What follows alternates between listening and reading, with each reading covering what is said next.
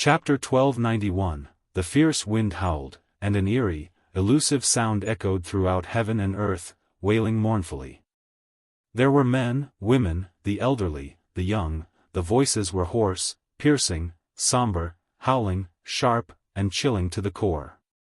At the same time, countless ghosts drifted out from the pitch-black aura, their faces twisted and terrifying, exuding boundless resentment. Not good. What is happening? How could there be so many ghosts suppressed beneath the Tianyuan secret realm? No, these are no longer ghosts, they're ghost cultivators. Venerable Lingfeng and Chu Qingyi, along with the others, turned pale upon witnessing the scene.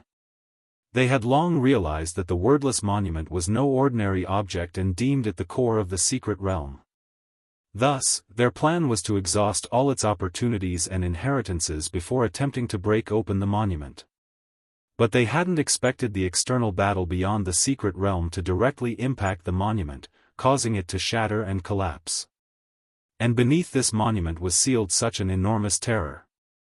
Ghosts. Why are there so many ghosts? Everyone present turned pale upon seeing the spectacle. Outside the secret realm, demons and righteous forces were clashing, making it extremely dangerous for them to leave. Yet, if they stayed, facing so many ghosts, they feared they wouldn't survive either. Kill. Kill. Kill. Ghosts charged toward the crowd's location. Venerable Wuxia reacted swiftly, slapping his spiritual pet bag to summon a massive, menacing white tiger with twin wings sprouting from its back. Roar! The white tiger let out a thunderous roar at the ghosts, the sound like rolling thunder creating infinite arcs of lightning.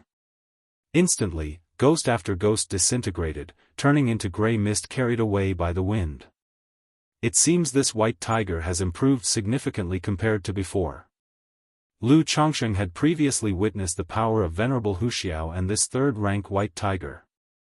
Now, he noticed faint purple streams adorning the wings of the tiger. He realized the white tiger had made substantial progress after absorbing the thunderstorm crystal from the wind thunder hound.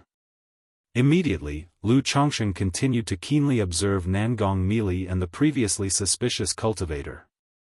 He had initially believed that most core formation cultivators from other countries had entered the Tianyuan secret realm seeking opportunities. But now, seeing Nangong Meili, this suspicious cultivator, and the appearance of nascent soul true lords outside, he doubted this was purely about chance. Lu Chongsheng suspected that a certain country or faction intended to invade Jianghu country by weakening its strength and morale through such means. "I'll go check the situation out," Venerable Wuxiao said in his deep voice, riding his white tiger and flying toward the collapsed monument to investigate. Kill! Kill!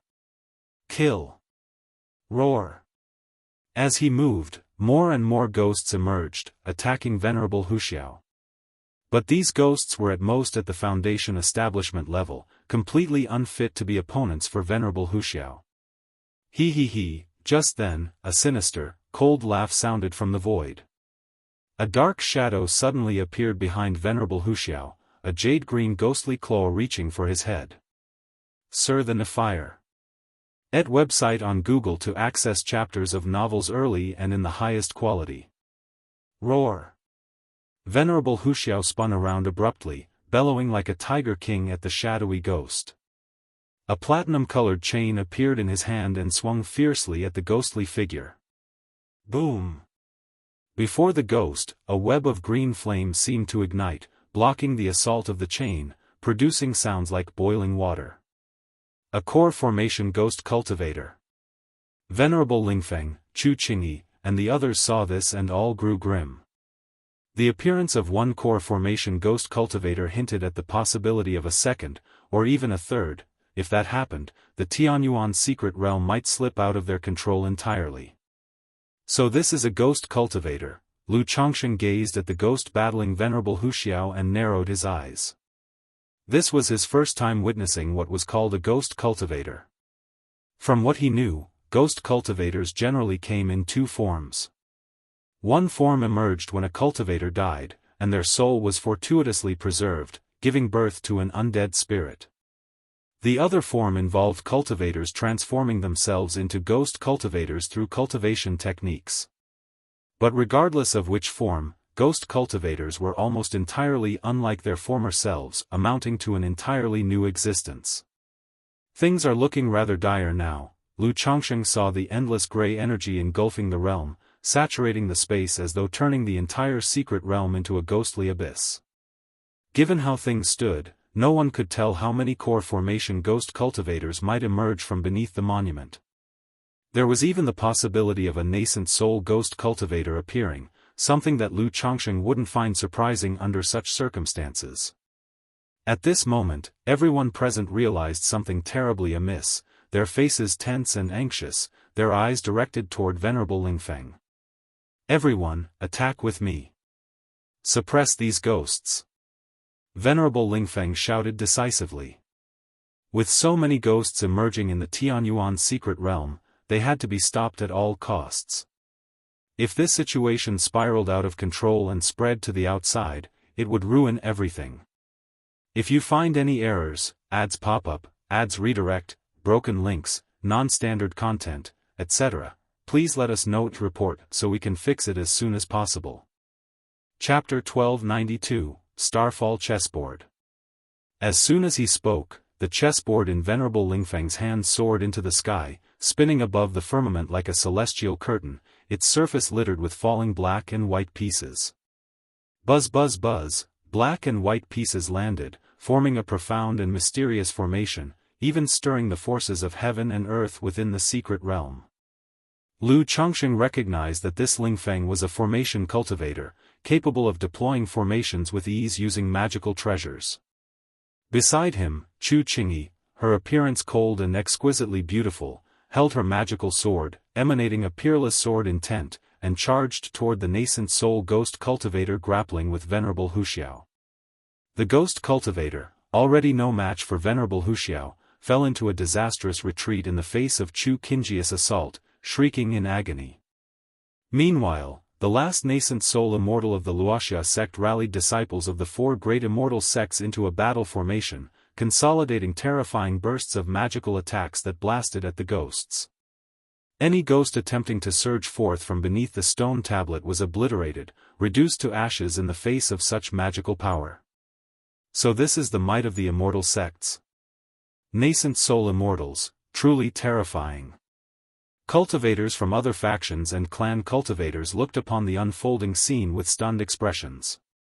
Though many of them were Foundation establishment cultivators, aside from Lu Chongsheng and a select few, most had never witnessed a true nascent soul battle. Only through this fight did they glimpse the power of nascent soul immortals, and starkly feel the insurmountable divide between Foundation establishment and nascent soul. No matter how peerless a genius one might be, it was difficult to bridge the chasm between great realms. It seems this battle formation has great potential. Lu Chongsheng observed the techniques of the four great immortal sect disciples, murmuring inwardly. He discerned that their battle formation lacked both finesse and synergy. It was cobbled together using some kind of secret technique and magic artifacts as mediums. Were his own offspring to cultivate the 5 Elements Union Sutra, and form a 5 Elements battle formation, its power would far outstrip this demonstration. As the ghosts were suppressed, the spine-chilling, piercing wails gradually diminished. Yet nascent soul ghost cultivators still emerged, charging toward Chu Qingyi and the others. However, these ghost cultivators posed no real threat to Chu Qingyi and the others. So terrifying. If not for the presence of the 4 nascent soul immortals, these ghost cultivators alone would destroy an entire nascent soul force. Someone spoke in a low voice, filled with lingering fear. No one had anticipated that what was meant to be an opportunity for fortune would turn into such a dire situation. Boom boom boom, boom boom boom, alongside the resounding cacophony of battle, the entire secret realm began to quake violently. The sky dome became shrouded in a gray-black haze, as if enveloped by the aura of decay and ruin. This is bad, the secret realm is collapsing.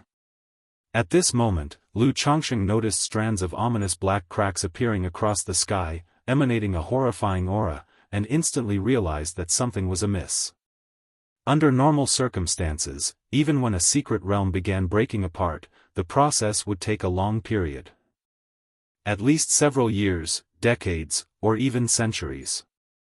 Yet this secret realm was rapidly rotting and disintegrating. Not just Lu Changsheng, but Lingfeng, Chu Qingyi, and the others had noticed the change as well. Move! Everyone head to the exit immediately. Lingfeng's expression fluctuated between light and dark. Without hesitation, he shouted decisively. A collapsing secret realm might transport them out. But it might also drag them into the great void. CTH novel, F. Iyer. Net website on Google to access chapters of novels early and in the highest quality. For ordinary cultivators, entering the great void was certain death. Even nascent soul immortals would face near-certain doom against the shadowy chaos within the great void. Jia jia jia. Suddenly, a low, eerie chuckle echoed out, causing all cultivators present to feel their hairs stand on end, their scalps tingling, and their chi blood surging uncontrollably. In an instant, the temperature in the surrounding air seemed to plummet, becoming bone-chillingly cold, as if they had plunged into an icy abyss. This isn't good. Be careful. Lingfeng, Chu Qingyi, and the others turned pale, their instincts screaming danger as alarm bells rang in their minds. Buzz, a blurry figure walked out of the shadows. He wore a white jade crown and a tattered, antiquated white Qilin flowing clouds robe. On his hands, face, and neck, any exposed parts of his skin, scarlet, grotesque hair could be seen sprouting in patches. What is this? Is this an Yin corpse? Every cultivator present stared at the figure in horror, a palpable dread snaking through their hearts like they were teetering at the edge of an abyss, their backs pierced by icy needles, walking carefully across thin ice. This entity emanated an aura of unparalleled terror. Even Lu Changsheng felt his spine tingle and hair bristle, realizing that this figure was completely beyond comprehension, invincible. Jia jia jia, the figure's hollow, lifeless eyes gazed toward Chu Qingyi and Venerable Huxiao, unleashing two sinister beams of blood-red light, accompanied by his hauntingly deep and ominous laughter. The sound was suffocatingly oppressive and eerie, unsettling hearts and stirring chi blood wildly, almost causing many to faint on the spot. But before the laughter ceased, the figure materialized behind Venerable Huxiao without warning. His red-haired hand thrust out viciously. What?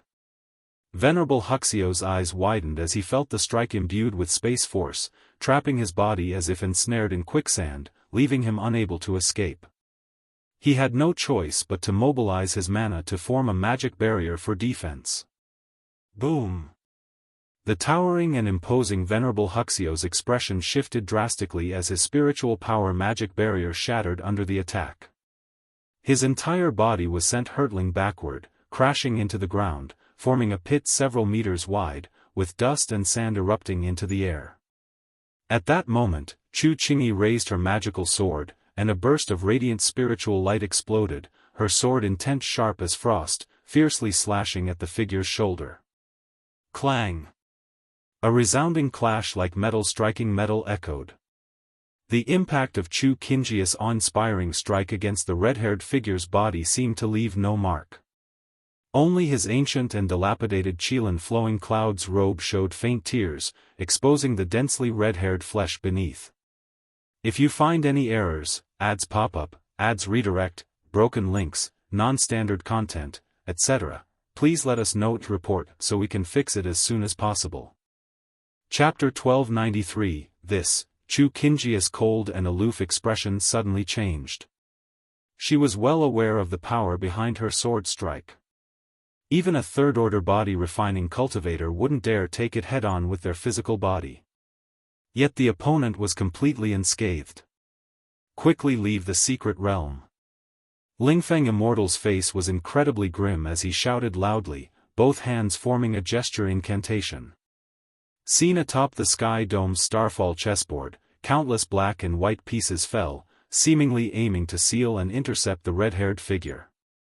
The other clan cultivators and disciples of the four great immortal sects dared not hesitate or dilly-dally at this moment. Understanding that such a level of combat was far beyond their strength, they could only flee in desperation. Lu Chongsheng saw this, and without the slightest hesitation, joined the large crowd in their retreat. Interesting, truly interesting. At this moment, a young man suddenly chuckled lightly. I didn't expect this Tianyuan secret realm to produce such changes. It seems this situation must have caught the four great immortal sects of Jiang country off guard in their plans to take control, wouldn't you agree? In that case, I don't mind tossing another fire into the chaos.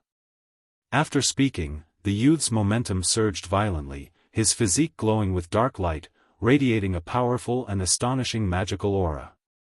Holding a small black arrow in his hand, he shot it abruptly towards Lingfeng Immortal, who was preparing a formation, creating a sharp and ear-piercing whistle. Nearby, the Wuxia sect Immortal responded promptly, throwing a small seal-like magical treasure to defend against the attack aimed at Lingfeng Immortal. Demon Cultivator. The surrounding cultivators were immediately horrified, their faces drastically changing. Many clan cultivators instantly activated talismans and magic artifacts, frantically fleeing toward other directions and the secret realm's entrance. The hunt begins. At that moment, a scrawny old man suddenly let out a sinister laugh, his momentum rising sky-high, transforming into a towering and fearsome burly man standing over 2 meters tall. Whoosh, whoosh, whoosh, nascent soul-level magical power erupted astonishingly as a layer of pitch-black radiance shimmered around his figure. Within the black light, there seemed to be a dreadful demon lying dormant, faintly visible, spreading and enveloping everything around. This was none other than the law domain of a nascent soul cultivator. The cultivators trapped within the law domain were immediately rendered powerless, letting out only a single, blood-curdling scream. Faintly visible amidst the domain's darkness were grim demons ripping humans into 2 halves, with blood splattering everywhere. The other cultivators witnessing this sight became ashen-faced as they saw their fellow Foundation establishment cultivators, who had been traveling with them just moments earlier, falling victim to such a cruel death. But at that moment, not a single person dared to stay and confront the nascent soul demon cultivator. They hurriedly executed secret techniques, flying with all haste toward the secret realm's entrance. The gap between Foundation establishment and nascent soul cultivators was as wide as an uncrossable chasm. Although joining forces might offer an opportunity, no one wanted to be the first to step forward and take the initiative to lead the charge. Moreover, at this moment, the focus was solely on escaping. They need not outrun a nascent soul immortal, just other cultivators. You demonic scoundrels, courting death. Lingfeng Immortal's expression was ghastly as he witnessed the scene. The plan of the 4 great immortal sects was to use the Tianyuan secret realm to trap enemies in the heaven and earth net, annihilating rival nation cultivators. They had even observed forces secretly intensifying the situation, trying to take advantage of the opportunity to lure bigger prey. Who would have thought the Tianyuan secret realm would suffer such unexpected changes, causing the situation to spiral out of their control? If the clan cultivators and sect disciples incurred severe losses, the entire Jiang country cultivation realm would face great injury, leaving them ill-equipped to handle future wars within the cultivation world. Boom! The red-haired figure broke free from the constraints of the formation, its massive, flaming hands smashing onto the chessboard formation, causing Lingfeng Immortal's blood and qi to surge.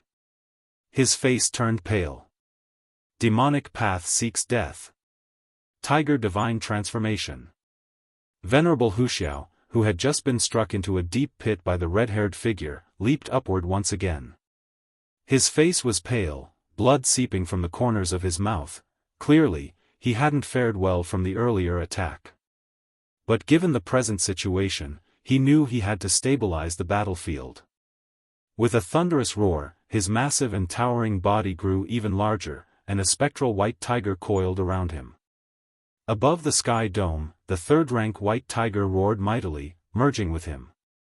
Shit, looks like the 4 great immortal sects really messed up. It's true, often walking by the river, there's no way your shoes stay dry. Lu Chongsheng watched this unfold and immediately realized the 4 great immortal sects had overstepped. If it were merely 2 demon path nascent souls, the problem wouldn't be too severe. But that red-haired figure? Even the combined efforts of Lingfeng Immortal, Venerable Huxiao, Chu Qingyi, and the Luoxia sect's nascent soul might not be enough to counter it. And besides, there might be other demonic path nascent souls mixed in here. Lu Chongqing strongly suspected that among the crowd of cultivators, aside from Nangong Meili, there were other demon path nascent souls hiding. These nascent souls, however, might genuinely be here for the secret realm, unconnected to the earlier pair. Swoosh! At this moment, a handsome young man suddenly attacked Lu Chongqing. A torrent of magical power, like a spirit snake, coiled toward him. Lu Chongqing's eyes narrowed slightly as his purple flying shuttle shot into the air. He cast a talisman in his hand, neutralizing the magic power, and feigned ignorance, asking, "Daoist, may I know how I've offended you?" Humph. The young man merely snorted coldly, continuing his assault on Lu Chongqing.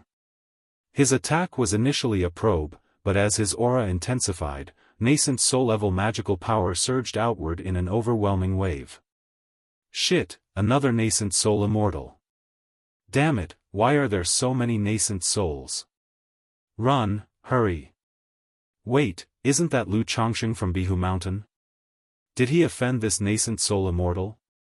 The surrounding cultivators saw this and turned pale, scrambling to get away to avoid being dragged into the conflict. Among those retreating, a few cultivators from the Qingyun region who knew of Lu Chongqing stared with disbelief and surprise.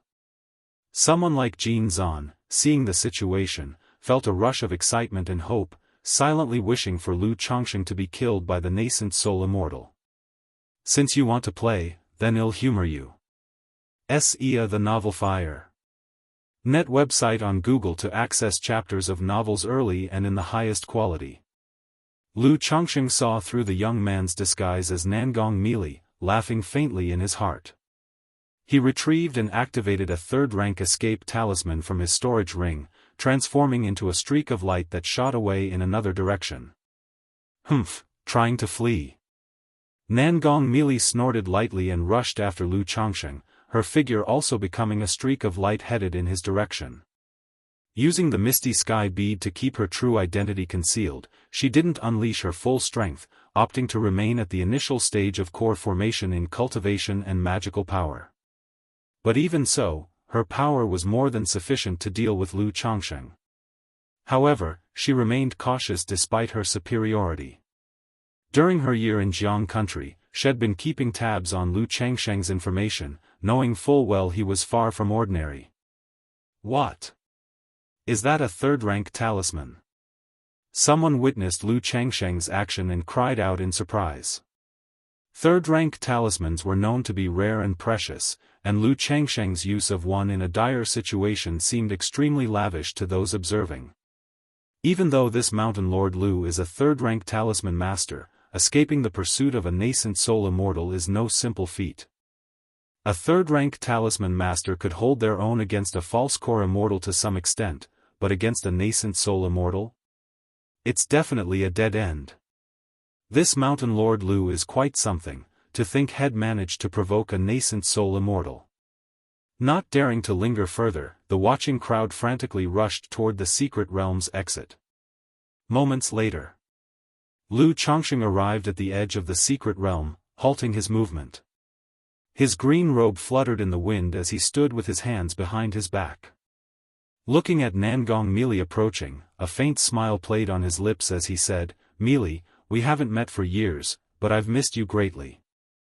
Nangong Meili froze in her tracks, shocked that Lu Chongqing had recognized her.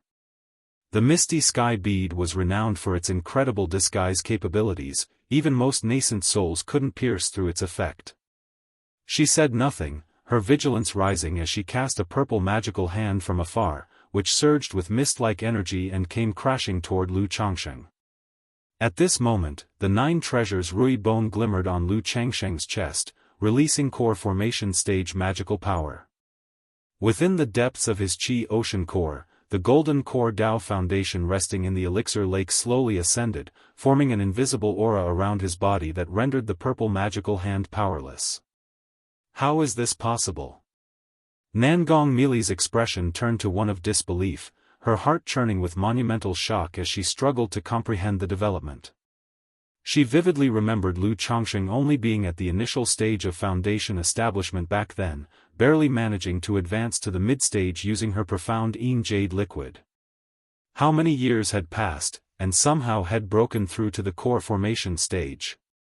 Mili, do you hate me so much? They say one day as husband and wife is worth 100 days of gratitude. We shared years as a married couple, surely, we can sit down and talk things over calmly. How have you been all these years since? After our separation, did you encounter any dangers during your return to Jin Kingdom? Lu Chongqing, with his handsome features and gentle voice, spoke with an elegant and composed demeanor. If you find any errors, ads pop up, ads redirect, broken links, non-standard content, etc., please let us know to report so we can fix it as soon as possible. Chapter 1294, Nangong Mili faced Lu Changsheng's warm and gentle gaze. Seeing his uncommonly handsome features, like a banished immortal descending to the mortal world, dressed in a flowing azure robe, elegant and poised, with a voice full of concern, her heart unexpectedly trembled, surfacing a trace of softness. Memories of that year surfaced in her mind, grievously injured and still unhealed, carrying her daughter Nangong Yaoyao, and traveling across the perilous myriad beasts mountain range with her disciple, Meng Xiaochan, to return to the Jin Kingdom. Even as a nascent soul immortal, the journey was fraught with endless dangers. However, it was thanks to Lu Changsheng's misty sky bead. Without this misty sky bead, she and Meng Xiaochan might not have made it back safely. She recalled how, back then, when she was about to leave, Lu Chongqing, to help her heal, voluntarily departed and even gifted her the misty sky bead, such an exotic treasure. Complicated emotions inexplicably surged within Nangong Mili's heart. Though he had humiliated and mistreated her in countless ways, he had shown her some kindness nonetheless. The next moment, Nangong Mili's heart suddenly halted, realizing something was amiss. What is going on? This scoundrel not only planted a goo on her and Xiao Chan but also humiliated and mistreated her extensively. How could such matters be forgiven so easily? Moreover, if he truly cared about her, would he have waited until now? Xiao Chan had been under the influence of the Lockhart goo for years, had he ever shown a shred of concern for her? Scoundrel, prepare to die. Nangong Mili's phoenix eyes turned icy cold, and she shouted in a chilling voice. With her words, a purple jade flute appeared in her hand, poised at her lips. Since Lu Chongqing had recognized her and with no one else around, she no longer concealed her strength. Unleashing her mid-nascent soul stage cultivation and magical power, she aimed to suppress Lu Chongqing completely. Woo woo woo, at that moment, as she struck with all her might, the disguise from the misty sky bead was automatically undone, revealing a woman in her 30s with extraordinarily alluring and enchanting beauty. Her skin was flawless and snow-white, dressed in a luxurious purple gauze gown. Her figure was seductively lithe, with graceful curves, long legs, and a devilishly stunning physique, her beauty breathtaking to behold. As for her face, words like nation-toppling or exquisite fell short of encapsulating its splendor. It bore no flaws, as if sculpted with divine craftsmanship, mesmerizing beyond measure. Especially her enchanting and misty phoenix eyes, which exuded an intoxicating allure capable of captivating souls. Even Lu Chongqing, despite his broad life experiences, felt a flash of astonishment in his eyes upon seeing Nangong Mili's visage. Aside from Yun Wansheng, Bai Ling, and Binger, the other wives and concubines at his residence could hardly rival Nangong Mili in beauty. Yet, when it came to such extraordinary appearances, charm and demeanor held greater importance. Nangong Mili, with every gesture and smile, radiated a sultry allure, brimming with seduction and unmatched grace. In an instant, a colossal purple sky spider phantom, spanning several meters, emerged and lunged toward Lu Chongqing. Buzz! Lu Chongqing gently patted his chi ocean core, and the formless treasure will appeared abruptly, spinning in his mind, emanating a faint golden glow that made him seem extraordinary. As the formless treasure will clashed with the spider's phantom, standing evenly against it, the 9 treasures Rui bone in Lu Changsheng's chest surged with power. Boom! Instantly, a stunning burst of radiant light erupted forth, as if celestial energy flowed, with the sun, moon, and stars encircling him, elevating Lu Changsheng's bearing to new heights, as though he were a true immortal walking amidst the mortal world. Meili, is your heart truly this ruthless? Do you hate me so much? If you kill me, how will you explain it when the child asks about her real father in the future? If she learns that her father was killed by her own mother, what will she think? Lu Changsheng's voice was warm and unhurried, speaking gently. With the formless treasure wheel and protective divine light shielding him, Nangong Meili's attacks posed no threat to him. Frankly, while Nangong Meili was at the mid-nascent soul stage, her combat strength could only be considered average. What does it have to do with you? Nangong Meili's phoenix eyes flickered with icy anger as she heard Lu Chongqing mention their daughter, her heart trembling slightly. She sneered inwardly, realizing that this scoundrel must have known about her pregnancy all along. Years ago, his sudden change in attitude toward her had to be because he had discovered she was carrying his child. Humph, before the child, you mistreated me relentlessly, now that there's a child, you suddenly act tender and affectionate. Sar the novel, F. Iyer. Et website on Google to access chapters of novels early and in the highest quality. Nangong Meili felt a burst of irritation within her heart. Yet, at that moment, it was Lu Changsheng's strength that shocked her even more. She hadn't expected him to not only break into core formation but also cultivate such divine skills that rendered him unaffected by her heavenly spider's soul-calling melody. Indeed, while her life-bound heavenly spider had perished, drastically reducing her skill's potency, Lu Changsheng's composed demeanor was simply, "How can it have nothing to do with me? This is our child." Lu Changsheng's figure was tall and graceful, his body emanating a divine glow, his expression earnest and affectionate as he continued, "How has Yao Yao been all these years?" Nangong Meili's heart trembled fiercely, a hint of panic flashing within her. She had always kept her daughter Yao Yao well protected, never letting her leave her side. Only after reaching foundation establishment did Yao Yao insist on going to the marketplace, and Nangong Meili had reluctantly allowed it. How could Lu Chongqing possibly know about Yao Yao's existence? How do you know about Yao Yao?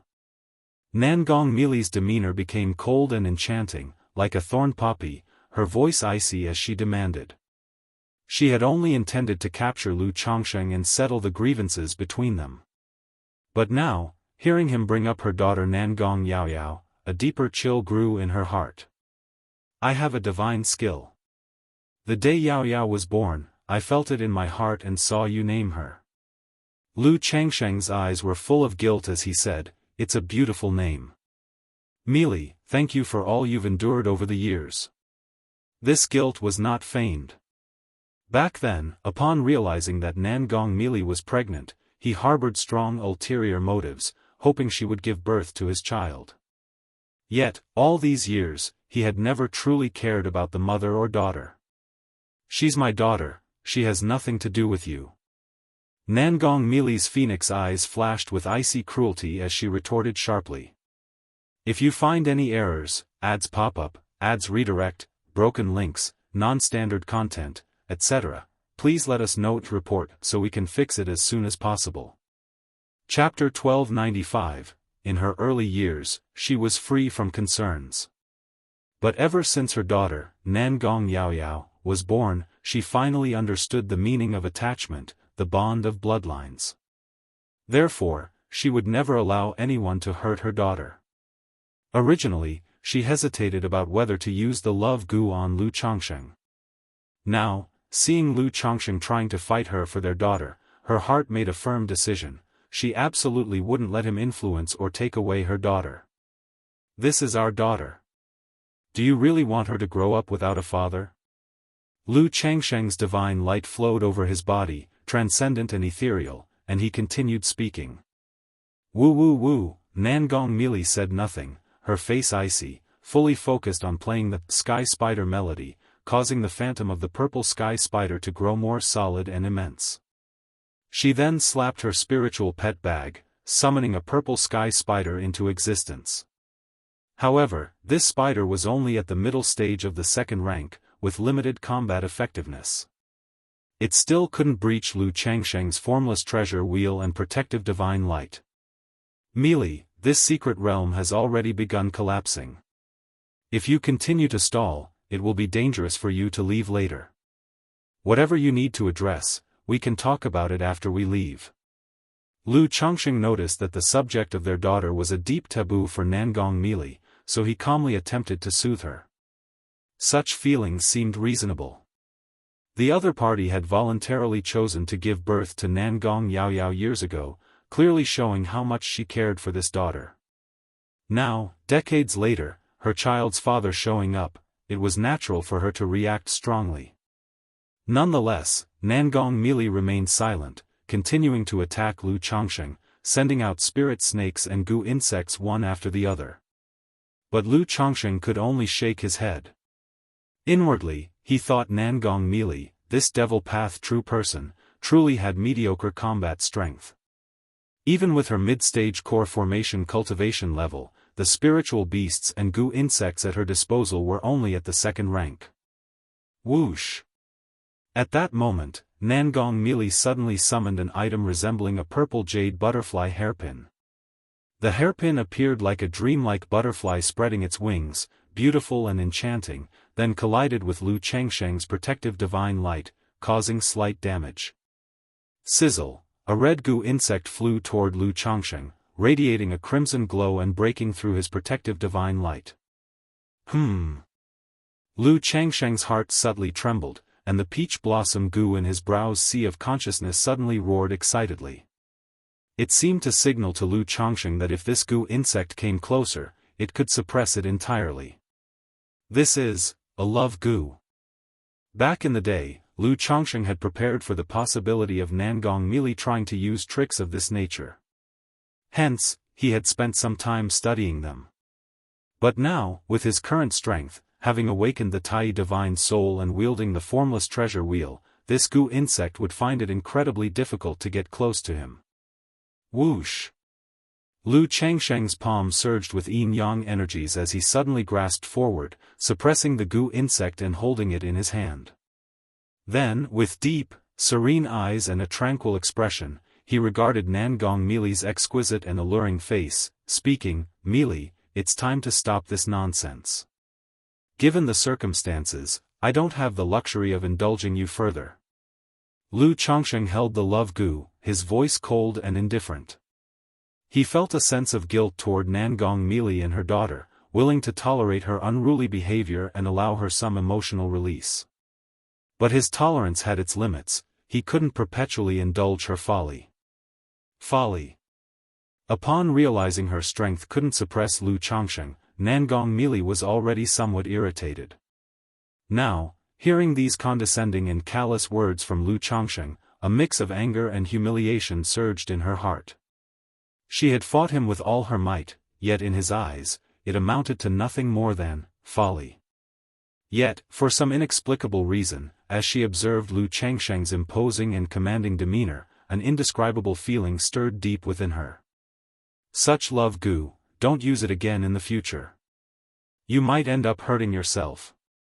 Lu Changsheng said coldly, tossing the love goo back to Nangong Mili. Now that the peach blossom goo had advanced to the third rank, it no longer required the love goo to bite him. It could directly overpower and take control instead. Yet Nangong Mili was already the mother of his child, so he disdained using such tactics just to make her submit to him. After all, the true essence and charm of Nangong Mili lay in her untamed spirit. If she were forced to submit through the effect of a love goo, would that still be the real Nangong Mili? Nangong Mili caught the love goo, her coldly captivating yet seductive features displaying anger, frustration, and a trace of complex emotions. Moments ago, the love goo had conveyed a message, revealing that within Lu Changsheng's body lay an immensely powerful goo insect's aura. If it bit him, it could trigger the insect's backlash. As a core formation cultivator from the Five Poisons cult, she naturally understood what this meant. Realizing her disciple Meng Xiaochan might have encountered such backlash years ago, thus falling victim to the Lockhart goo. Yet Lu Changsheng clearly wielded the means to suppress her, and still, he chose to let her go. Nangong merely gazed at the flawlessly graceful, transcendent Lu Changsheng before her. She thought of how, in earlier years, he had been merely a foundation establishment cultivator, someone she once dismissed without a second thought. And now, within just a few decades, he had risen to such incredible heights, filling her with frustration and unyielding bitterness. Enough. Let's head back. Whatever needs to be addressed, well, do so after we leave. Search * the Novel Fire, net website on Google to access chapters of novels early and in the highest quality. Lu Changsheng glanced at the crack spreading across the sky dome, softly addressing Nangong Mili, his tone slightly gentler.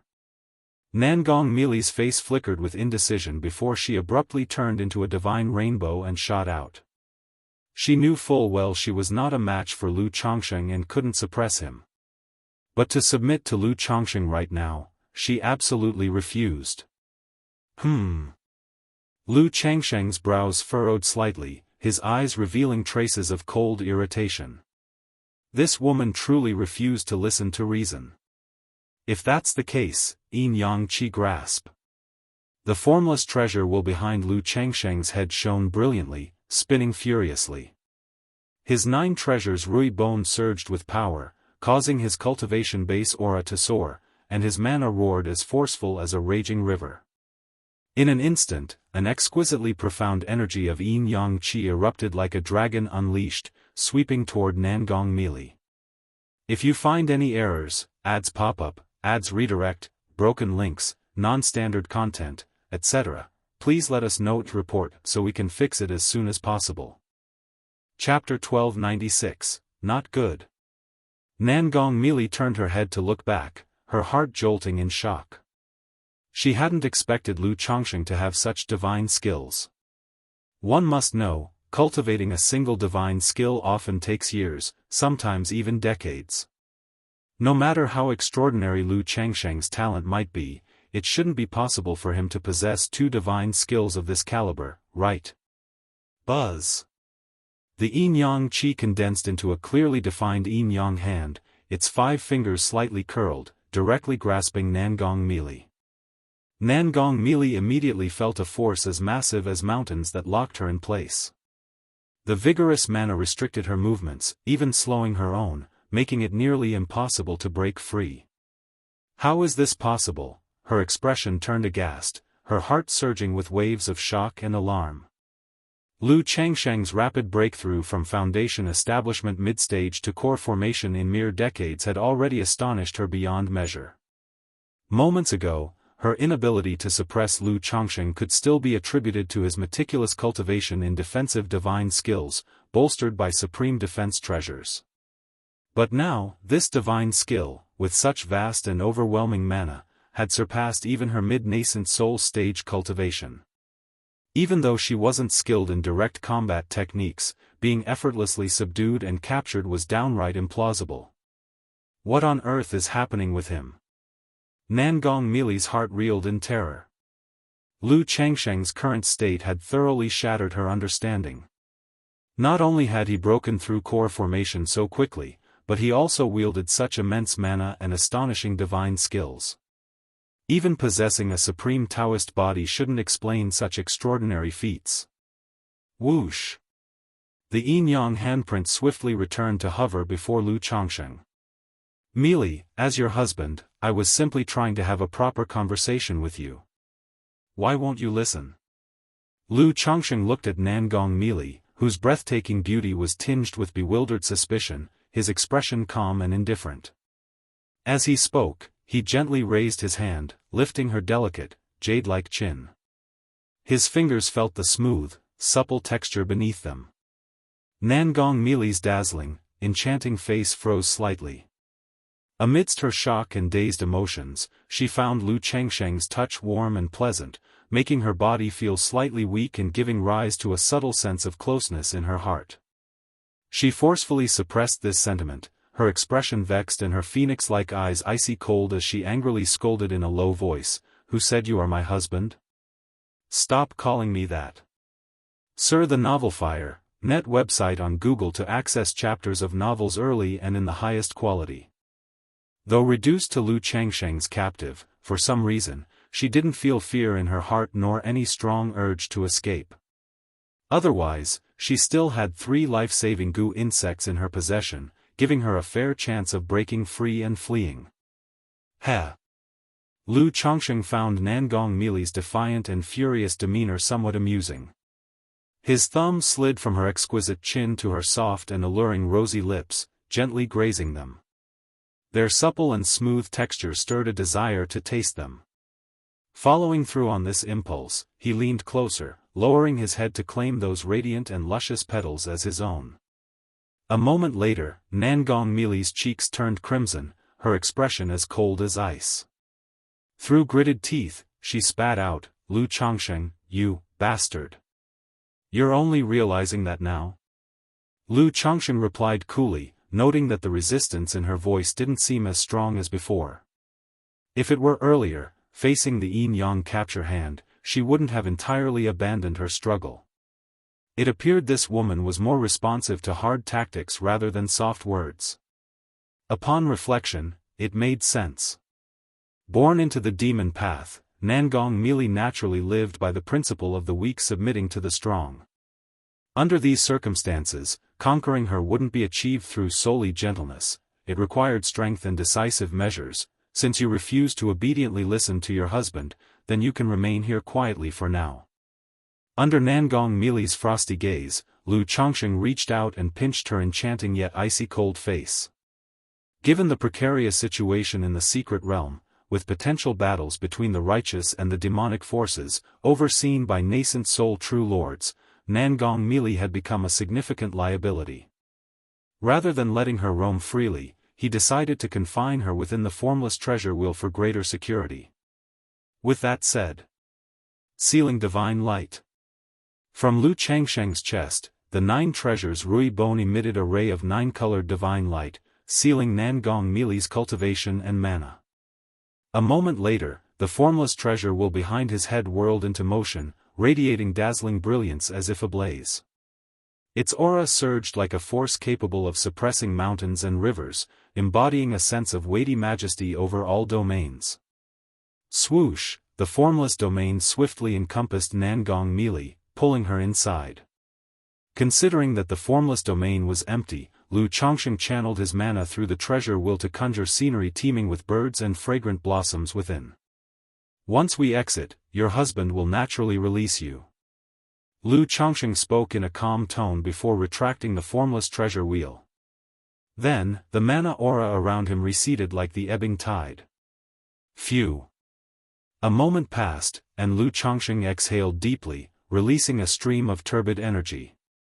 Though the exchange with Nangong Mili appeared effortless, composed, and serene throughout, maintaining such a facade required substantial effort. His mana had undoubtedly depleted significantly.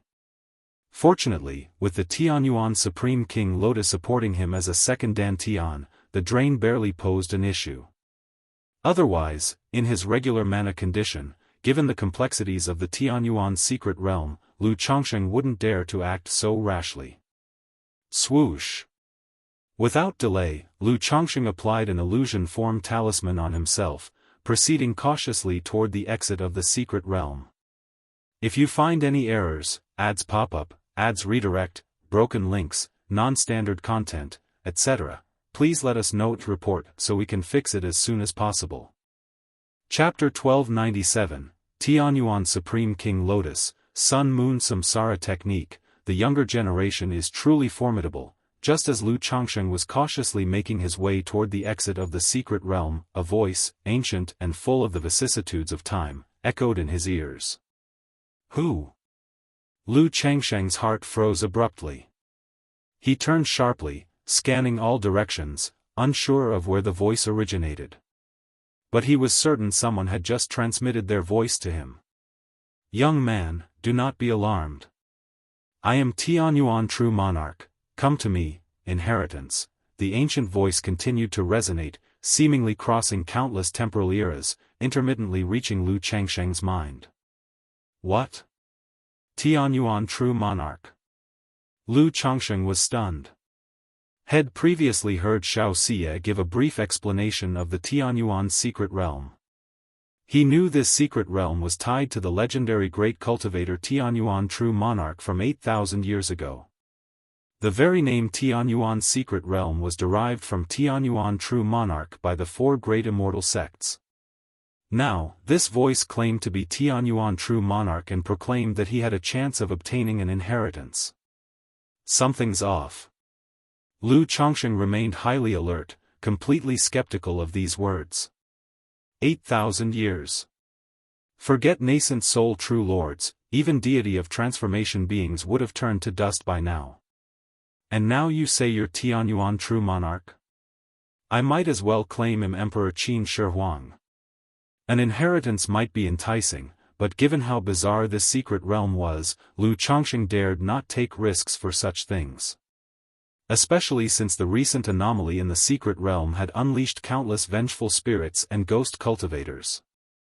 Lu Changsheng suspected this voice might be one of those ghost cultivators trying to lure him. He ignored the voice immediately and cautiously continued toward the exit. "You possess the Tianyuan Supreme King Lotus, and practicing the Sun-Moon Samsara technique ties us by fate. Your talent is rarer than anything I've ever seen.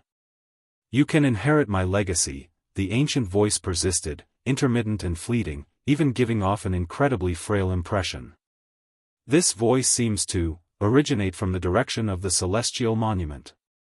Lu Changsheng noticed the voice had become slightly clearer, directing his gaze toward the celestial monument, furrowing his brows. If the voice indeed came from the celestial monument, that was an even greater reason not to go. For that place was extraordinarily sinister. Should he encounter another of those red-haired figures like earlier, he might barely escape using the life-substituting talisman.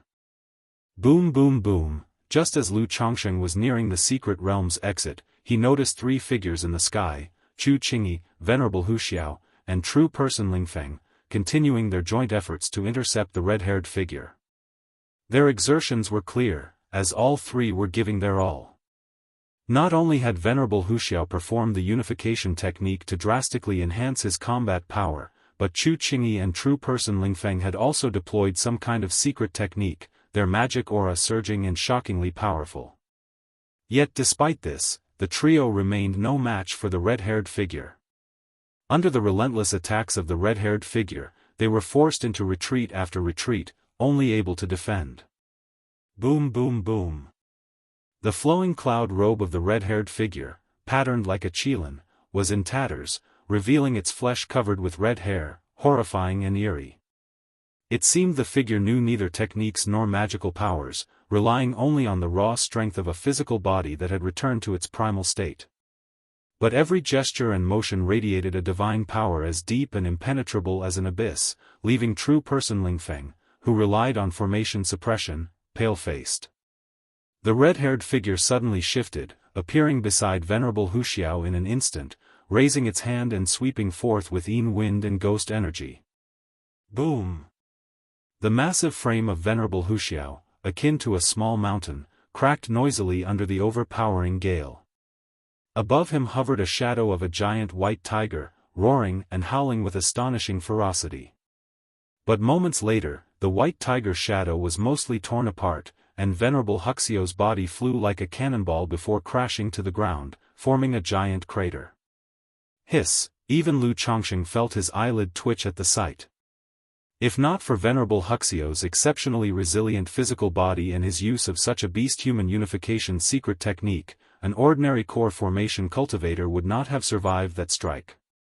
Without intervening, Lu Changsheng cautiously moved toward the secret realm's exit. At the exit, he noticed core formation cultivators from the Wuxia sect leading disciples of the four great immortal sects in defense, forming an intimidating formation. Sir the novel _fire. Website on Google to access chapters of novels early and in the highest quality. As for the two demonic path true persons spotted earlier, they were nowhere to be seen. Most likely, the pair wouldn't dare confront the four great immortal sects head-on at this point. Yet, just as this thought crossed Lu Changsheng's mind, he noticed a distant black arrow and a blood-red dagger suddenly strike toward true person Lingfeng. Clang! Chu Qingyi, with an exquisitely sculpted and commanding visage draped in a white sword robe, slashed forward fiercely. Waves of sword light surged out, intercepting both the black arrow and blood-red dagger. Her beautiful eyes filled with murderous intent as she glared toward the direction of the demonic path nascent soul cultivators, her voice icy. You demonic thieves are utterly disgraceful. Since you wish to send us to our deaths, then you must be prepared to pay the price. Chu Qingyi's voice was cold and tinged with fury. The group was already struggling against the red-haired figure, barely holding their position. And under such dire circumstances, the two demonic path cultivators not only slaughtered numerous cultivators from Jianghu country but continually interfered with them, aiming to ensure their demise. Chu Qingyi's heart burned with a deep and intense killing intent. These two bastards truly aren't afraid of ruining their schemes. Lu Changsheng frowned slightly as he witnessed the scene, sensing Chu Qingyi's profound anger and bloodlust through her words. It was understandable, the situation was truly suffocating for the four great immortal sects. If not for the presence of the red-haired figure, the two demonic path nascent soul cultivators would likely have been suppressed long ago. At that moment, Lu Changsheng noticed Chu Qingyi's azure magical sword emitting blinding brilliance, while a golden light, resembling a radiant sun, soared skyward from her body, piercing the clouds. Boom boom boom, suddenly, amidst the gray haze suffusing the sky dome, thunder surged. A ferocious, domineering energy visibly spread outward, enveloping this entire realm. If you find any errors, ads pop up, ads redirect, broken links, non-standard content, etc., please let us know to report so we can fix it as soon as possible. Chapter 1298. Then, one after another, golden lightning pillars descended, sealing off everything in all directions. Even Lu Changsheng felt a sense of danger in that instant. He realized it was some kind of life-risking divine ability, similar to his own yin-yang great mingling millstone. Finally feeling desperate. Trying to kill us is pure wishful thinking. S.E.A. the Novelier. N.E.T. website on Google to access chapters of novels early and in the highest quality. The two hidden demonic path nascent souls were not panicked, mocking and laughing coldly. They were very cautious, each possessing some kind of hidden magical treasures or divine abilities, making it difficult for others to pinpoint their exact location. Majestic heavenly might, drawn forth by the sword. Chu Qingyi's robe fluttered, her expression indifferent, cold, and haughty, her high ponytail waving like an icy crystal phoenix. She raised the azure magical sword in her hand high. Suddenly, the sky dome swirled with residual clouds, endless thunder was drawn into her magical sword, bursting with resplendent divine light, slashing in a certain direction. Not good. In an instant, a black shadow appeared, letting out a piercing scream. This sword not only cut the physical body but also the soul. The moment he made a move, Chu Qingyi locked onto his aura. Boom boom boom, endless thunderous sword light descended from the sky, forming a sea of thunder, raging and roaring, as if divine punishment. This demonic path nascent soul went all out, black spiritual light surged, and he offered a black banner magical treasure, coiling around him, resisting the terrifying thunder punishment. "In Luo, save me!" He shouted loudly, calling for help from the other companion. But the other demonic path nascent soul saw that Chu Qingyi still had a sword prepared, not daring to show himself, concealing his aura. This demonic path nascent soul howled in agony, the magical treasure battered by thunderous sword light, his body charred and torn. Damn it! Chu Qingyi's face turned pale, billowing aura surged, failing to capture the other person's aura. But the sword in her hand had to be released at this moment, so she continued to slash towards the demonic path nascent soul, intending to sever him directly. At the same time, the nascent soul immortal from Wuxia sect also led the disciples of the four great immortal sects, forming a battle formation to take action, launching fearsome techniques. Boom boom boom. Sword light surged, wild winds swept, thunder roared, mana exploded chaotically, the power was terrifying. Fairy Qingyi, be careful. At this moment, the pale-faced Ling Feng immortal shouted at Chu Qingyi. A red-haired figure suddenly broke through a layer of array spirit divine light, instantly appearing behind Chu Qingyi, swinging a handful of terrifying red hair. At this time, Chu Qingyi, with almost depleted mana, couldn't respond in time. Puff! Chu Qingyi's tall and graceful body emitted a sound of bones cracking, then she spat out blood, her whole body flying backward like a broken kite. Kill! At this time, the previously hidden demonic path nascent soul saw this situation, suddenly launched his blood-colored flying dagger towards Chu Qingyi. He could tell that Chu Qingyi was now half-crippled, utterly defenseless. Damn it! Lu Chongsheng, seeing this scene, clenched an illusion-form talisman, fully activated the fate-defying robe, and dashed out gritting his teeth. Originally, he was unwilling to intervene in situations like this. But now the situation was urgent. After all, Chu Qingyi was Xiao Xiye's senior sister, Yun Wanshang's disciple. If Yun Wanshang and Xiao Xiye knew in the future that Chu Qingyi died in front of him, and he obviously had the power to save but didn't, he feared it would be a knot in his heart, even he couldn't face the two women. Boom! The formless treasure will appeared, spinning behind Lu Chongsheng, making his entire body seem shrouded in a layer of chaos qi, face indistinguishable. Whoosh! Lu Chongsheng used a forceful and domineering mana to catch Chu Qingyi, and from his sleeve shot out a white-gold magical sword, clashing and colliding with the blood-colored flying dagger, shattering everything. What, another nascent soul immortal? Ling Feng immortal, venerable Huxiao, and the recently ready-to-assist Wuxia sect immortal in the field were all stunned. They didn't expect there would be another nascent soul immortal in the secret realm. However, this nascent soul immortal seemed not to be a demonic path cultivator, but a righteous sword cultivator. Fairy Qingyi. Seeing Chu Qingyi's situation before him, Lu Changsheng's heart sank. Her palace dress white skirt was tattered and torn, her exquisitely beautiful face pale as paper, devoid of blood. This wasn't the critical issue. The crucial point was that Chu Qingyi's entire meridians and bones were nearly shattered, and there was a bizarre aura eroding her life force.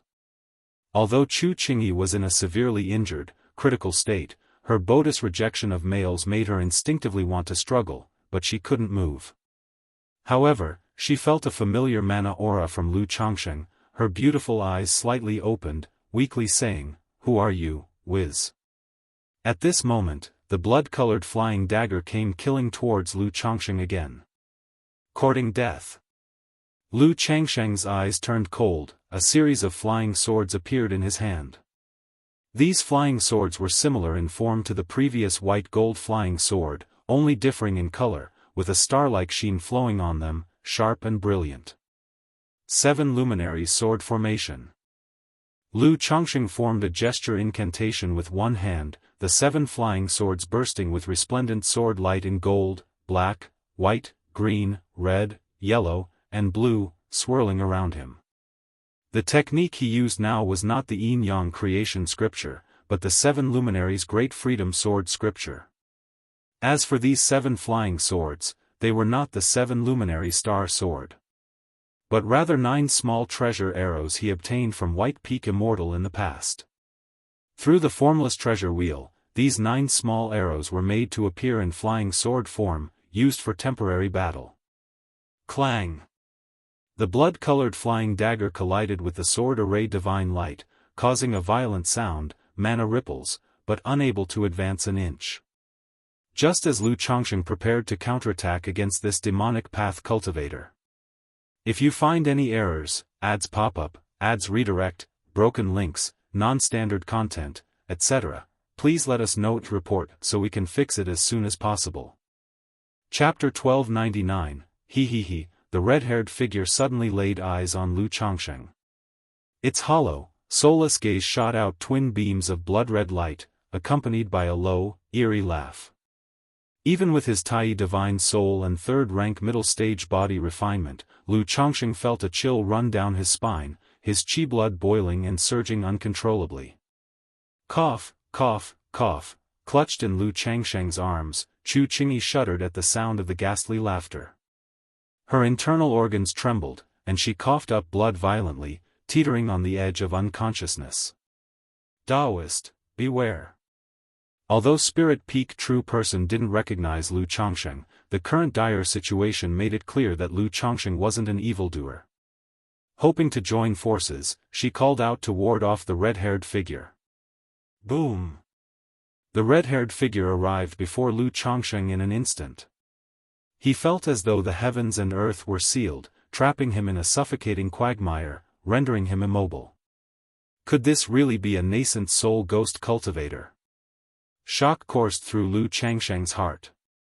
To his knowledge, only a nascent soul true lord possessed the ability to suppress the void and lock down the heavens with a mere wave of the hand.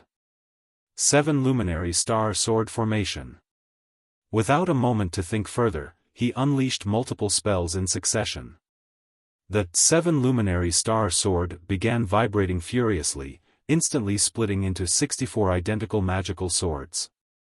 Sword light burst forth, weaving and spinning madly, as if summoning the 7 luminary stars from the cosmos. Boom! But before Lu Changsheng's sword formation could fully take shape, the massive red-haired hand swatted it away like a fragile glass sculpture. The sword light shattered instantly, and the hand reached straight for him. With Chu Qingyi secured in one arm, Lu Changsheng clenched his fist with the other. Divine radiance flowed across his knuckles as he struck back with full force. Bang! That one punch felt like hitting an ancient divine mountain forged from immortal gold. It didn't budge an inch, leaving Lu Changsheng's fist and arm numb with pain. His whole body was flung sideways through the air. What is this monstrosity? Terror clawed at Lu Changsheng's heart as he realized that unless he activated every trump card he had, there was no way he could match this red-haired figure.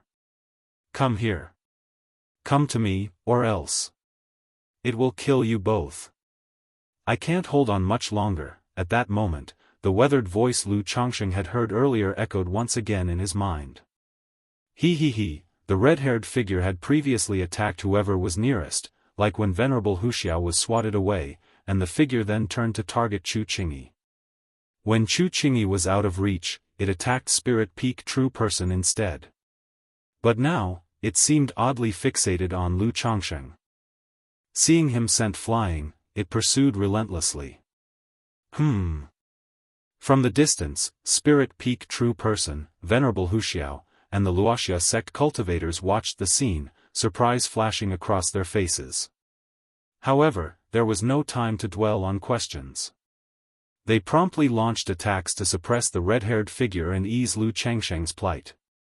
Boom, boom, boom, countless mana attacks struck the red-haired figure, but they only managed to slow its steps momentarily, ultimately failing to inflict any real damage. Damn it! Lu Changsheng cursed under his breath at the sight. Glancing down at Chu Qingyi in his arms, her weak aura and faint breath announcing an impending demise, his expression darkened and shifted unpredictably. Sir the Nephire. Et website on Google to access chapters of novels early and in the highest quality. He didn't have too much to worry about himself, escaping was still within reach. But with Chu Qingyi in her current state, she wouldn't last much longer. Come to me, and I can help you save her, the weathered voice rang out in his mind once more. This time, it carried an urgency, a panicked desperation absent before.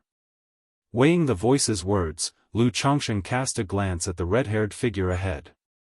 A storm of thoughts churned within him. Mindful of his life substitute talisman and other contingency measures, he gritted his teeth and made a split-second decision. Clutching Chu Qingyi tightly, he bolted at full speed toward the direction of the heavenly monument. Daoist. Spirit Peak True Person and the others froze, stunned by Lu Changsheng's sudden retreat with Chu Qingyi toward the depths of the secret realm. Their expressions bore a mix of bewilderment and apprehension. Roar! The red-haired figure bellowed as Lu Changsheng dashed past, surging forward with a killing intent that made the surrounding space feel as though it was collapsing. Boom! The 9 treasures Rui bone on Lu Changsheng's chest flared with radiant brilliance, unleashing a massive, surging force that partially broke the oppressive binding. Transforming into a streak of sword light, Lu Changsheng vanished instantly from the scene. Before long, Lu Changsheng arrived at the site where the heavenly monument had previously collapsed. Beneath him loomed a deep pit, with interwoven array patterns emanating soft, mystic auras. A translucent, azure-blue lotus, entwined in profound energies, shimmered faintly into view. That's Tianyuan Treasure Emperor Lotus. Lu Changsheng's brows furrowed slightly at the sight of the familiar yet enigmatic lotus. He immediately recognized it as the 4th-rank Tianyuan Treasure Emperor Lotus. To think that beneath the heavenly monument, such a treasure existed. Senior. Rather than seizing the Tianyuan Treasure Emperor Lotus, Lu Changsheng called out aloud. He had already sensed that the one who sent him the telepathic messages was right here. Buzz! The azure-blue Tianyuan Treasure Emperor Lotus swayed gently, its patterns flowing as radiant light surged around it. Rays of divine brilliance intertwined, embodying an ethereal presence of Tao and reason. Ripples of spatial energy collected and swirled to form a small vortex, as though connecting to another world. Lu Changsheng's sharp eyes glimmered with golden light, attempting to peer beyond the vortex into what lay beyond. So, when the Tianyuan Supreme Lotus grows into the Tianyuan Treasure Emperor Lotus, it evolves from a void treasure into a cave heaven treasure? Lu Changsheng's gaze deepened, catching glimpses of what appeared to be a cave heaven spanning several square miles beyond the vortex. Without hesitation, he released a puppet to venture into the vortex first.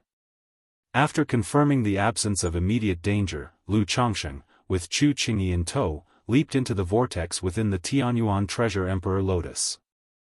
If you find any errors, ads pop up, ads redirect, broken links, non-standard content, etc., please let us know to report so we can fix it as soon as possible.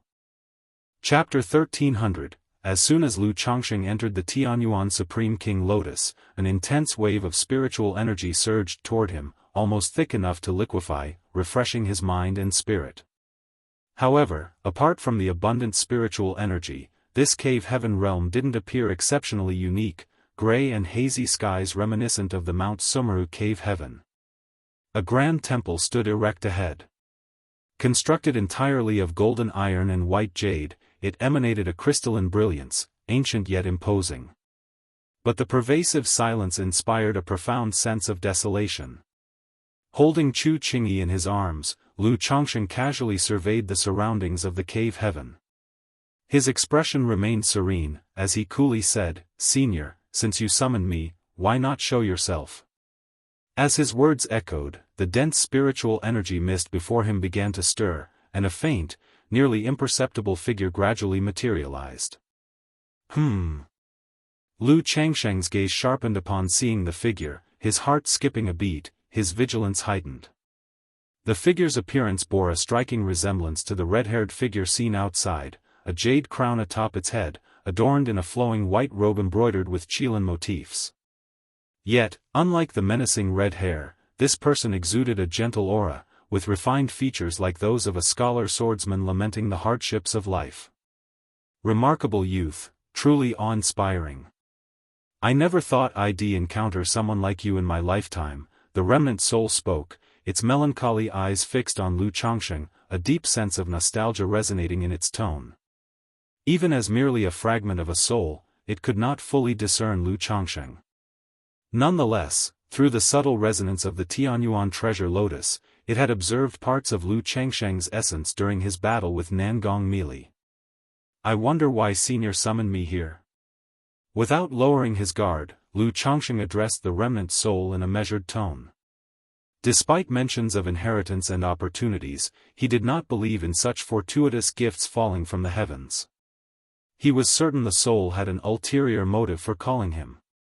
Rest assured, I bear no malice. Furthermore, after countless years, my primordial spirit's origin source has already withered and depleted.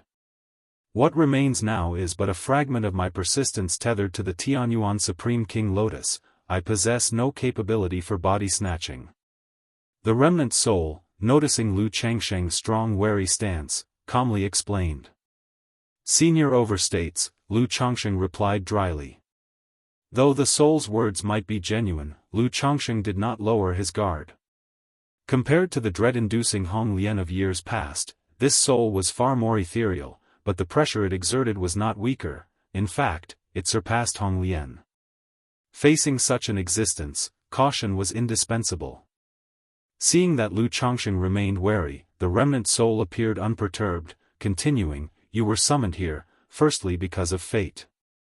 My primordial spirit's essence is exhausted, and the ability to communicate with you depends on the Tianyuan Supreme King Lotus within your body.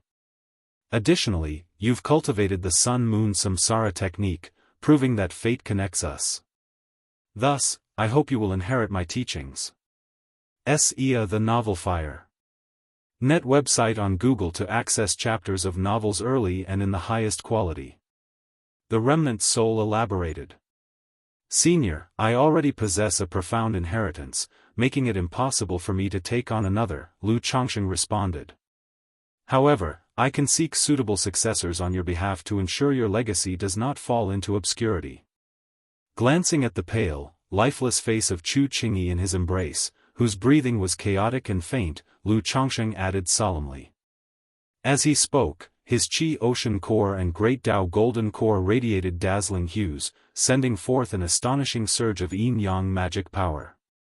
Boom! Boom!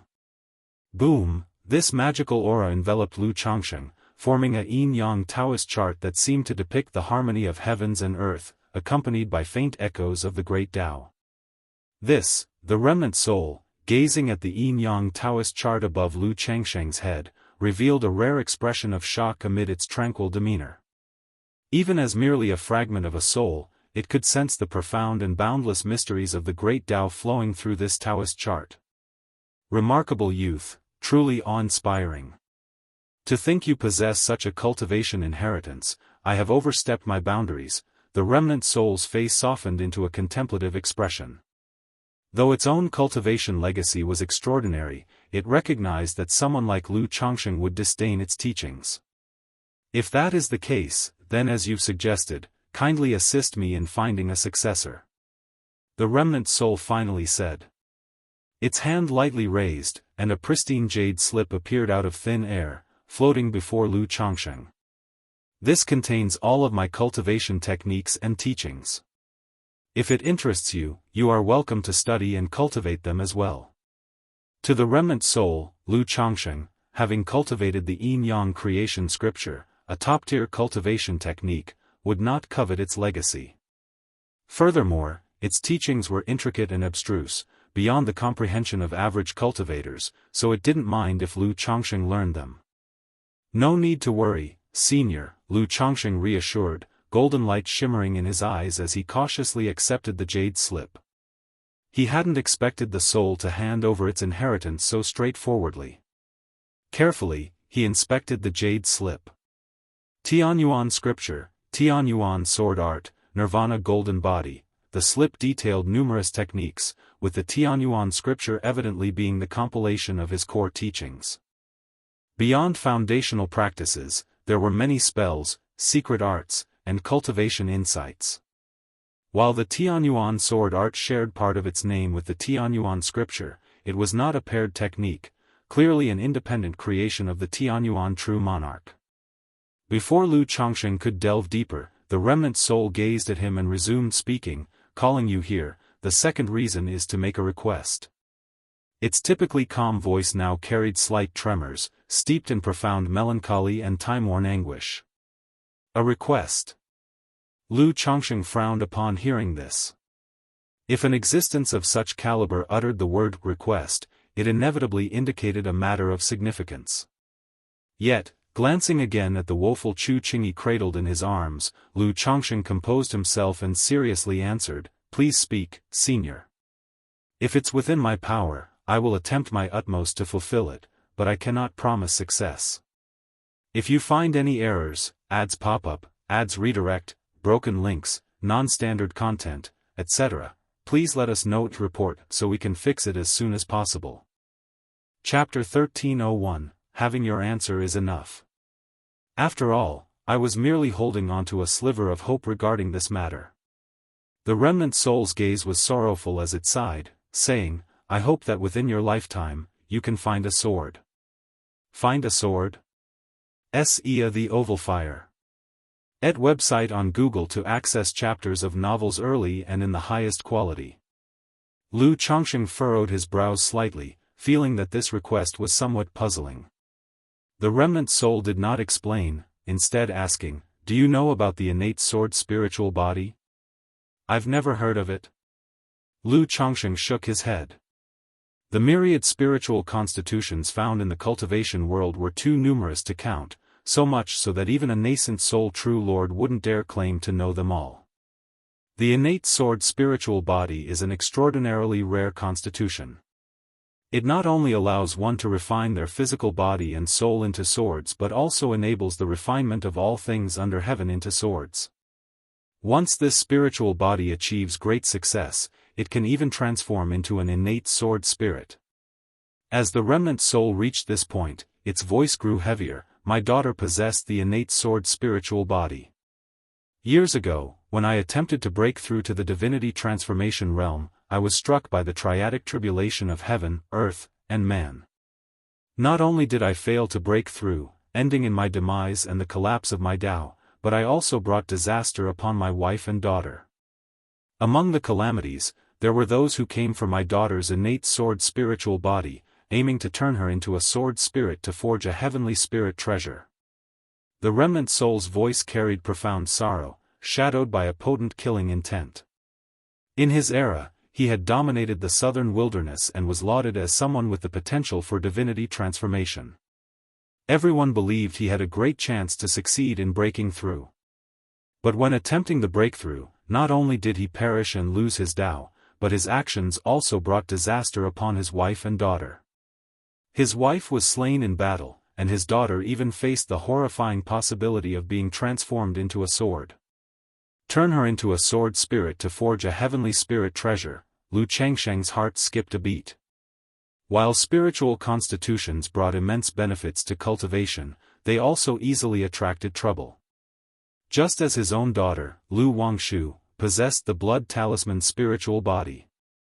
In her early years, when she ventured beyond, she was spotted by a demon cultivator who sought to sacrifice her into a talisman. So as a father, he could fully understand the other party's fury. Lu Chongsheng pondered for a moment and said, "Senior, I am only in the golden core stage now, far from qualified to even touch upon that level." In the future, before he could finish his words, the remnant soul cut him off. "I understand.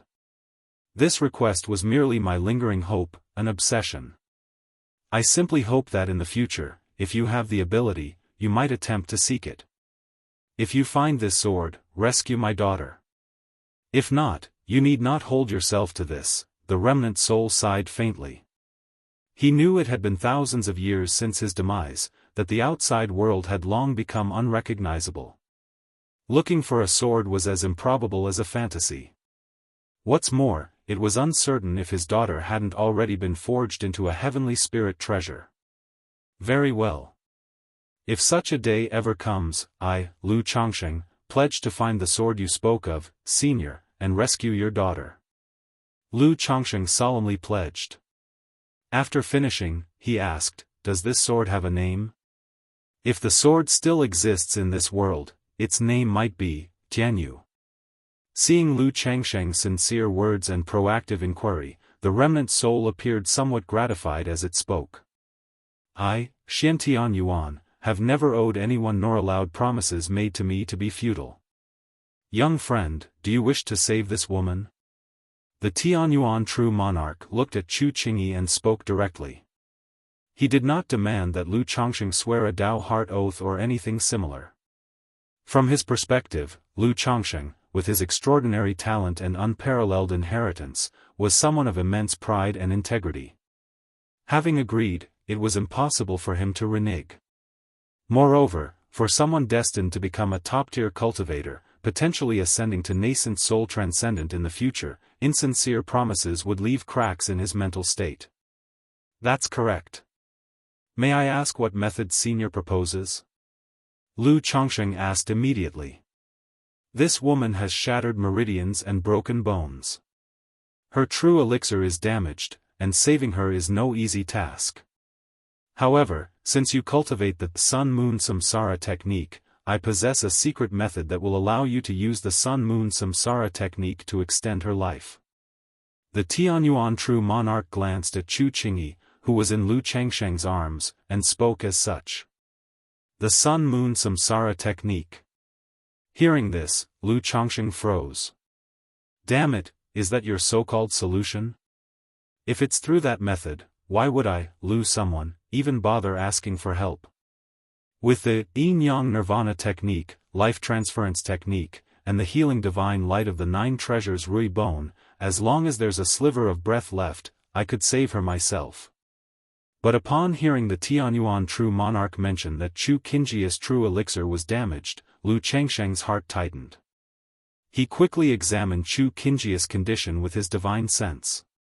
Immediately, he saw her Qi ocean core within the fractured Dao foundation. On top of it, a true elixir emanating faint traces of golden core charm was dim and lifeless, with several cracks running through it, causing her origin source to dissipate. Earlier, due to the urgency of the situation, he hadn't noticed that Chu Qingji's condition was so critical. Wouldn't this mean that even if Chu Qingyi were revived, she'd still face the issue of her damaged Dao foundation, making future progress impossible? No. At this moment, Chu Qingyi, lying in Lu Changsheng's arms, suddenly grew agitated. Despite her barely audible breath, she struggled to speak. Absolutely not. I'd rather die. Cough cough cough, yet before she could finish her sentence, she coughed up blood violently. She had nearly been unconscious before. But having arrived at the Tianyuan lotus, enveloped by the dense spiritual energy of heaven and earth and nourished by Lu Changsheng's mana, she gradually regained a sliver of consciousness. And as soon as she awoke, she overheard the mention of using the Sun-Moon Samsara technique for healing. She was naturally aware of this cultivation technique. She and her master, Yun Wanshang, had discovered this technique together in the past, knowing full well it was a dual cultivation technique. The thought of letting a stranger use such a method to save her was utterly unacceptable. Yet in her heart, she wondered, who exactly was Lu Changsheng? Why was he so determined to save her? From the moment Lu Changsheng first saved her, the mana he had displayed felt vaguely familiar to her. It was definitely not the same mana currently nourishing her body. Senior, is this truly the only way? Is there no method to restore her foundation? Ignoring Chu Qingji's refusal, Lu Changsheng patted her soft back lightly and turned to the Tianyuan true monarch to ask. If you find any errors, ads pop up, ads redirect, broken links, non-standard content, etc., please let us know to report so we can fix it as soon as possible. Chapter 1302, if there were only this method, he wouldn't need to ask the other party for help, he could save her himself. Though the process might be somewhat improper and taint someone's innocence. But after all, she was Xiao Xia's senior sister and Yun Wanshang's disciple. Could he truly stand by and do nothing? Why was he suddenly thinking about these two connections? Why did that make it even more exciting? Sir, the novel, F. Iyer. Enter website on Google to access chapters of novels early and in the highest quality. No, this was simply the compassion of a healer. Seeing a patient in such critical condition, his emotions were naturally stirred. He's quite the gentleman. Chu Qingyi, lying weakly in Lu Changsheng's arms, heard these words. Her eyes quivered, and her long, thick eyelashes, like small fans, fluttered gently. At this moment, she was so weak that she couldn't even move a single finger. If Lu Chongqing really wanted to save her through this method, she wouldn't have any means to resist. If young friend wishes to restore her foundation, this old man does have a method, but it is exceedingly dangerous, Tianyuan True Monarch said after a slight deliberation. Senior, please do share. Lu Chongqing thought to himself, as expected of a nascent soul true lord, his knowledge and methods were indeed extraordinary. Young friend has condensed a first-grade golden core, hasn't he? Tianyuan True Monarch's gaze scrutinized Lu Chongqing as he asked. Indeed. Lu Chongqing nodded in affirmation, not bothering to explain about the Great Dao Golden Core. A first-grade golden core. Hearing this exchange, Chu Qingyi, whose consciousness was already blurred, was shocked. Core formation was divided into 9 grades.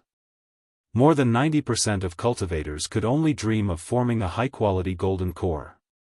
But a first-grade golden core, it was the pinnacle achievement of core formation. Even in the Jianghu country cultivation realm, and even in the entire southern wilderness cultivation realm, such cases were as rare as phoenix feathers and unicorn horns. And yet, the Lu Chongqing before her had actually condensed a first-grade golden core. In this moment, Chu Qingyi grew even more curious about who Lu Chongqing truly was. Why did he care so much about saving her? How did he also master the Sun-Moon Samsara technique? Since young friend possesses a first-grade golden core, then this method becomes somewhat more feasible. Tianyuan True Monarch nodded slightly and said, now, this old man has little time left. Beyond the inheritance of my cultivation technique, I have one final gift for you, young friend, this Tianyuan treasure Emperor Lotus. This lotus previously housed my second nascent soul. When I attempted to break through to divinity transformation, it was baptized by the origin source of divinity transformation, and it was just one step away from advancing to the heavenly Yuan Dao Lotus. This is precisely why this remnant soul of mine has lasted until today. Now that the nascent soul has dissipated, a trace of the nascent soul's origin source remains. I can transfer it to young friend as a means of empowerment and refinement. In the process, you can use the elixir conversion secret technique to dissolve this woman's true elixir and use it to repair her Bodhis meridians. Then, through the Sun-Moon Samsara technique, you can help her form a core anew.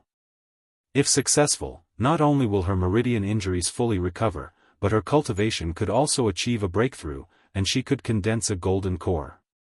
Tianyuan True Monarch's voice was calm and unhurried as he explained. The elixir conversion secret technique. Lu Chongqing, of course, understood such a technique. Some false core immortals or cultivators with low-grade mixed cores, who encountered great fortune and had sufficient confidence in surviving, could use such secret techniques to break and rebuild their core. However, the better the quality of the core, the higher the risk. For example, dissolving the inner core of a false core immortal carried a mortality rate of 30 to 50%. But attempting to dissolve a low-quality core could raise that mortality rate to 70 or 80%. And for someone like Chu Qingyi, who had reached half-step golden core, attempting such a technique would undoubtedly be a near-death experience. What's more, in her current state, she was already clinging to life by a thin thread. Her core might not even fully dissolve before she succumbed to death. Seeing Lu Changsheng's hesitation, Tianyuan True Monarch shook his head slightly and said, breaking before remaking, destruction before rebirth. Given this woman's condition, the two choices are as described earlier: use the Sun-Moon Samsara technique to maintain her vitality, or break and rebuild. With this old man's nascent soul origin, along with spiritual medicines from the medicine garden, and young friend's assistance with the first-grade golden core, there's about a 30% chance. Tianyuan True Monarch explained in such terms. After speaking, he fell silent, giving Lu Chongqing time to think. Fairy Qingyi, you have surely heard this senior's words? After a moment of contemplation, Lu Chongqing looked down at the Chu Qingyi in his arms, letting her decide for herself. Thank you, Daoist, but there's no need to save me. Chu Qingyi's pale, bloodless lips moved faintly as she spoke, her voice weak and waning. No. You must choose one of the two options. If you don't decide, I'll decide for you. Lu Chongqing said firmly, his tone leaving no room for argument. No, cough, cough, cough. Chu Qingyi wanted to refuse again, but she was too frail to speak. Her life was entirely sustained by Lu Chengsheng's mana. I understand that the fairy would rather die than have her body tarnished. But I, Lu Chongsheng, have fallen for the fairy at first sight and cannot bear to watch you perish. Lu Chongsheng sighed, his voice heavy. Hearing Lu Chengsheng's words, Chu Qingji's pallor was tinged with a faint flush. So, he was saving her because he had fallen for her. Since that's the case, Lu Chongsheng will choose the second method on the fairy's behalf and leave the rest to fate. If it fails, the fairy need not worry. If it succeeds, I, Lu Chongsheng, will bear responsibility. If the fairy is willing, I will go to Qingyun's sect to formally propose marriage to Kaiyun True Immortal. Lu Chongsheng took a deep breath and continued. Tianyuan True Monarch mentioned a 30% chance. In Lu Chengsheng's estimation, the odds should be slightly higher. If all else failed, he could at least stabilize Chu Qingji's fragile vitality with his advanced medical skills, buying time to think of other solutions. Having made up his mind, he didn't wait for Chu Qingyi to respond but turned toward Tianyuan True Monarch and said, Senior, let's proceed with your method. Oh right, Senior, the red-haired creature from earlier was pursuing us and is heading this way. Will it have any impact? Furthermore, the secret realm is collapsing. If it completely crumbles, will that affect us? At this moment, Lu Chongsheng thought of the situation outside and voiced his concern. Chu Qingji's condition was critical. If they could treat her here within the cave heaven, that would be ideal. But if the collapse of the secret realm would interfere, things would become exceedingly troublesome. If you find any errors, ads pop up, ads redirect, broken links, non-standard content, etc., please let us know to report so we can fix it as soon as possible. Chapter 1303, The corpse covered in red hair outside is my physical body, it will not affect the Tianyuan lotus. So spoke the Tianyuan True Monarch. As expected. Upon hearing these words, Lu Chongsheng muttered to himself that his suspicions were correct. He had seen remnants of the Tianyuan True Monarch's soul earlier and suspected they were connected to the red-haired figure outside. He even suspected that the other party had intentionally used the red-haired corpse to lure him here. As if perceiving Lu Chengsheng's thoughts, the Tianyuan True Monarch's eyes flickered faintly with sorrow, and he sighed, I suppose, little friend, you are curious as to why this secret realm has taken such a shape? Years ago, after I failed to achieve divinity transformation, I managed to escape with my second nascent soul and stumbled upon this secret realm. But my injuries were too severe, and though I attempted body snatching and restart cultivation, I could no longer attain my peak. So I plotted to place myself in deadly peril for rebirth. Through a secret technique, I transformed myself into a corpse demon, fueled by the obsession in my heart for revenge. The method, however, was perilous. Fearing my vengeance, my enemies used my daughter's bloodline as a medium to place a curse upon me. Ultimately, my cultivation failed. My being became tainted by misfortune, and I ran rampant within the secret realm, slaughtering indiscriminately.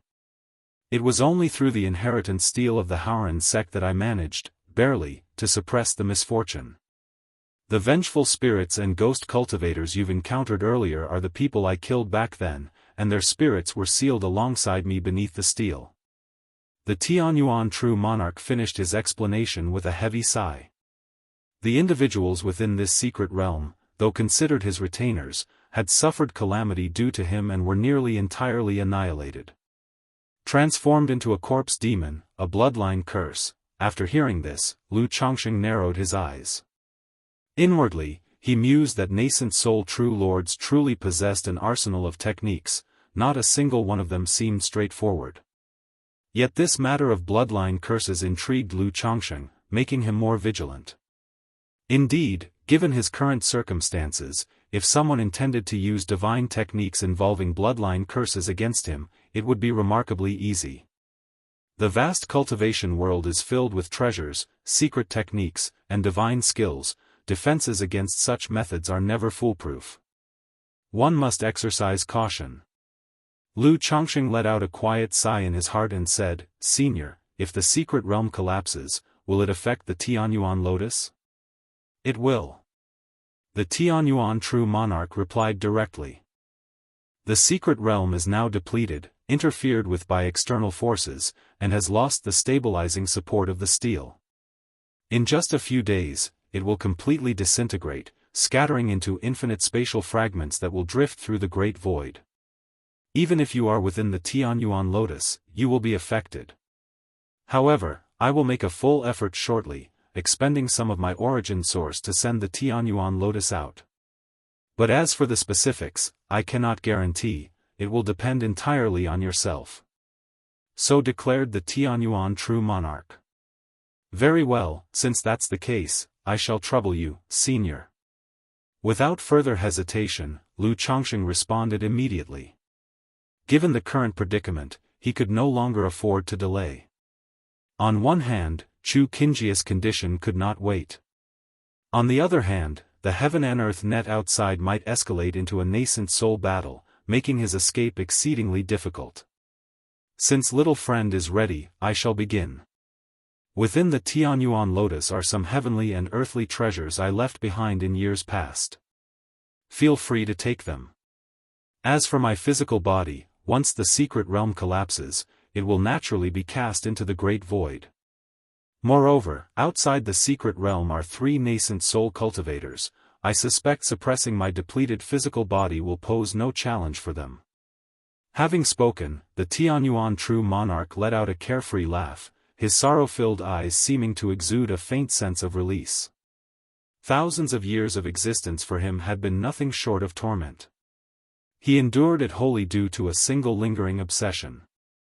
"Rest assured, senior, Lu will surely find a suitable inheritor for your legacy. Once capable, I will also seek out information about your daughter and rescue her." Holding Chu Qingyi in his arms, Lu Chongqing spoke with a solemn expression. This promise was not solely motivated by the benefits offered by the other party. It also stemmed from him, as a father himself, witnessing the others enduring thousands of years for his daughter's sake. "Very well." The Tianyuan true monarch revealed a gratified smile and gently lifted his palm. Beams of light burst forth, transforming into a dense sphere of 5-colored radiance that enveloped Lu Chongqing and Chu Qingyi. Ho, ho, ho. At the same time, the thick and pure spiritual energy within the cave heaven surged toward Lu Chongqing like water, forming a vortex of spiritual energy around him. From the distant medicine fields, crystalline and fragrant spiritual medicine plants, glowing with radiant luminescence, soared toward him. These spiritual medicines, cultivated by the Tianyuan true monarch himself, were all exceptionally rare and precious, of immense value. To meet a friend like you after death and see such a pleasing development might be considered a stroke of fortune. After completing his efforts, the Tianyuan true monarch let out a hearty laugh, his faint and blurry silhouette dispersing like scattered sand, dissolving into countless specks of light. Boom! The entire cave heaven quaked violently, as though undergoing massive tremors. In that instant, Lu Chongqing seemed to share a mysterious connection with the Tianyuan lotus, sensing that the Tianyuan true monarch had ordered it to break through the great void and head toward the outside world. As for where it would go, Lu Chongqing didn't know, nor did he have the time to ponder. The origin source of the Tianyuan true monarch's nascent soul surged into his body, akin to the collapse of a vast ocean, flowing toward every corner of his being, almost causing his physique to rupture. This power was overwhelming. Even though it was merely a portion of the nascent soul's origin source, it was far beyond what an ordinary cultivator could withstand. Fortunately, Lu Chongqing practiced magical dual cultivation.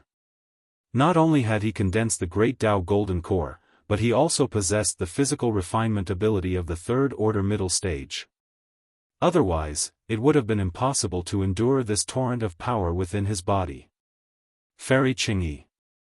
Lu Chongsheng looked toward Chu Qingyi, who lay in his arms, and gently placed her on the ground, intending to mend her tattered palace gown. You. Who are you?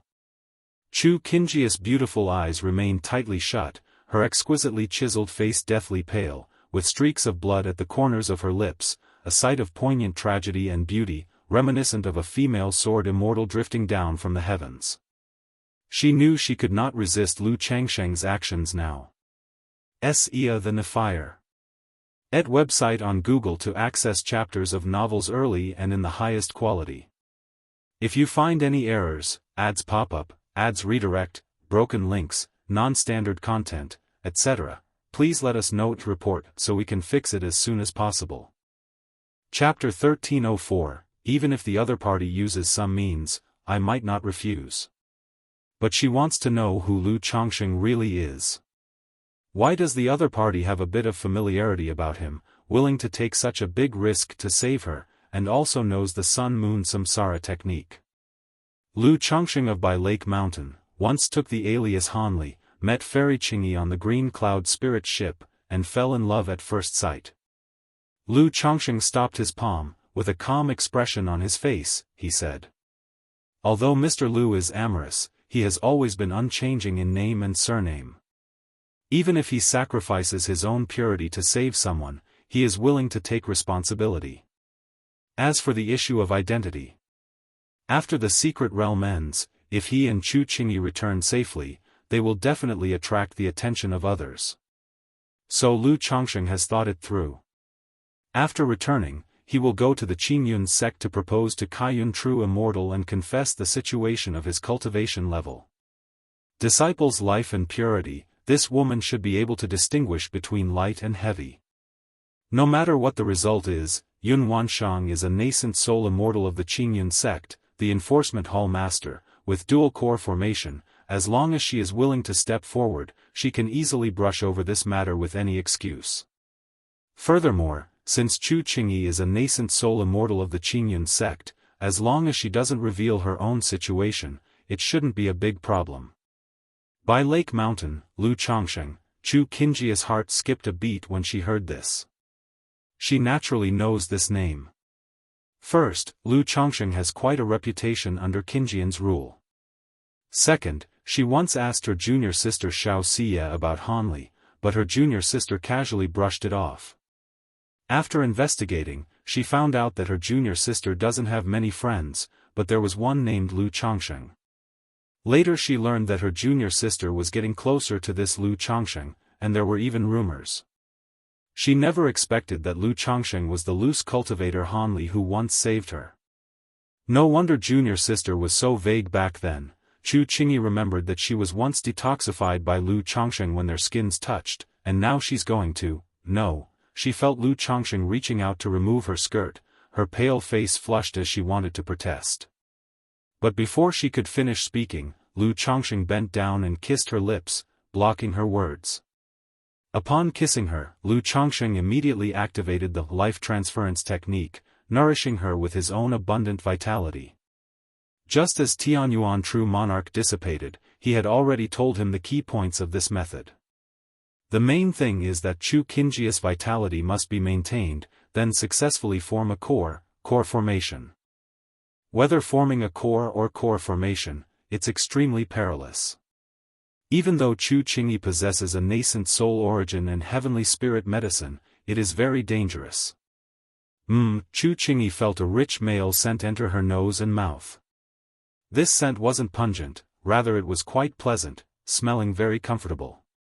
Possibly mixed with blood in the mouth, there was even some sweetness. However, she clearly felt a warm current containing abundant vitality entering her mouth, reaching her limbs, leaving her mind mixed with emotions. This was consuming his origin to heal her wounds. Except for her master, no one else had ever done this for her. Giving without expecting a return. She wanted to say something, but now not only was she weak, her soft and slender tongue was wrapped entirely by Lu Chongsheng, leaving her to only make muffled whimpering sounds.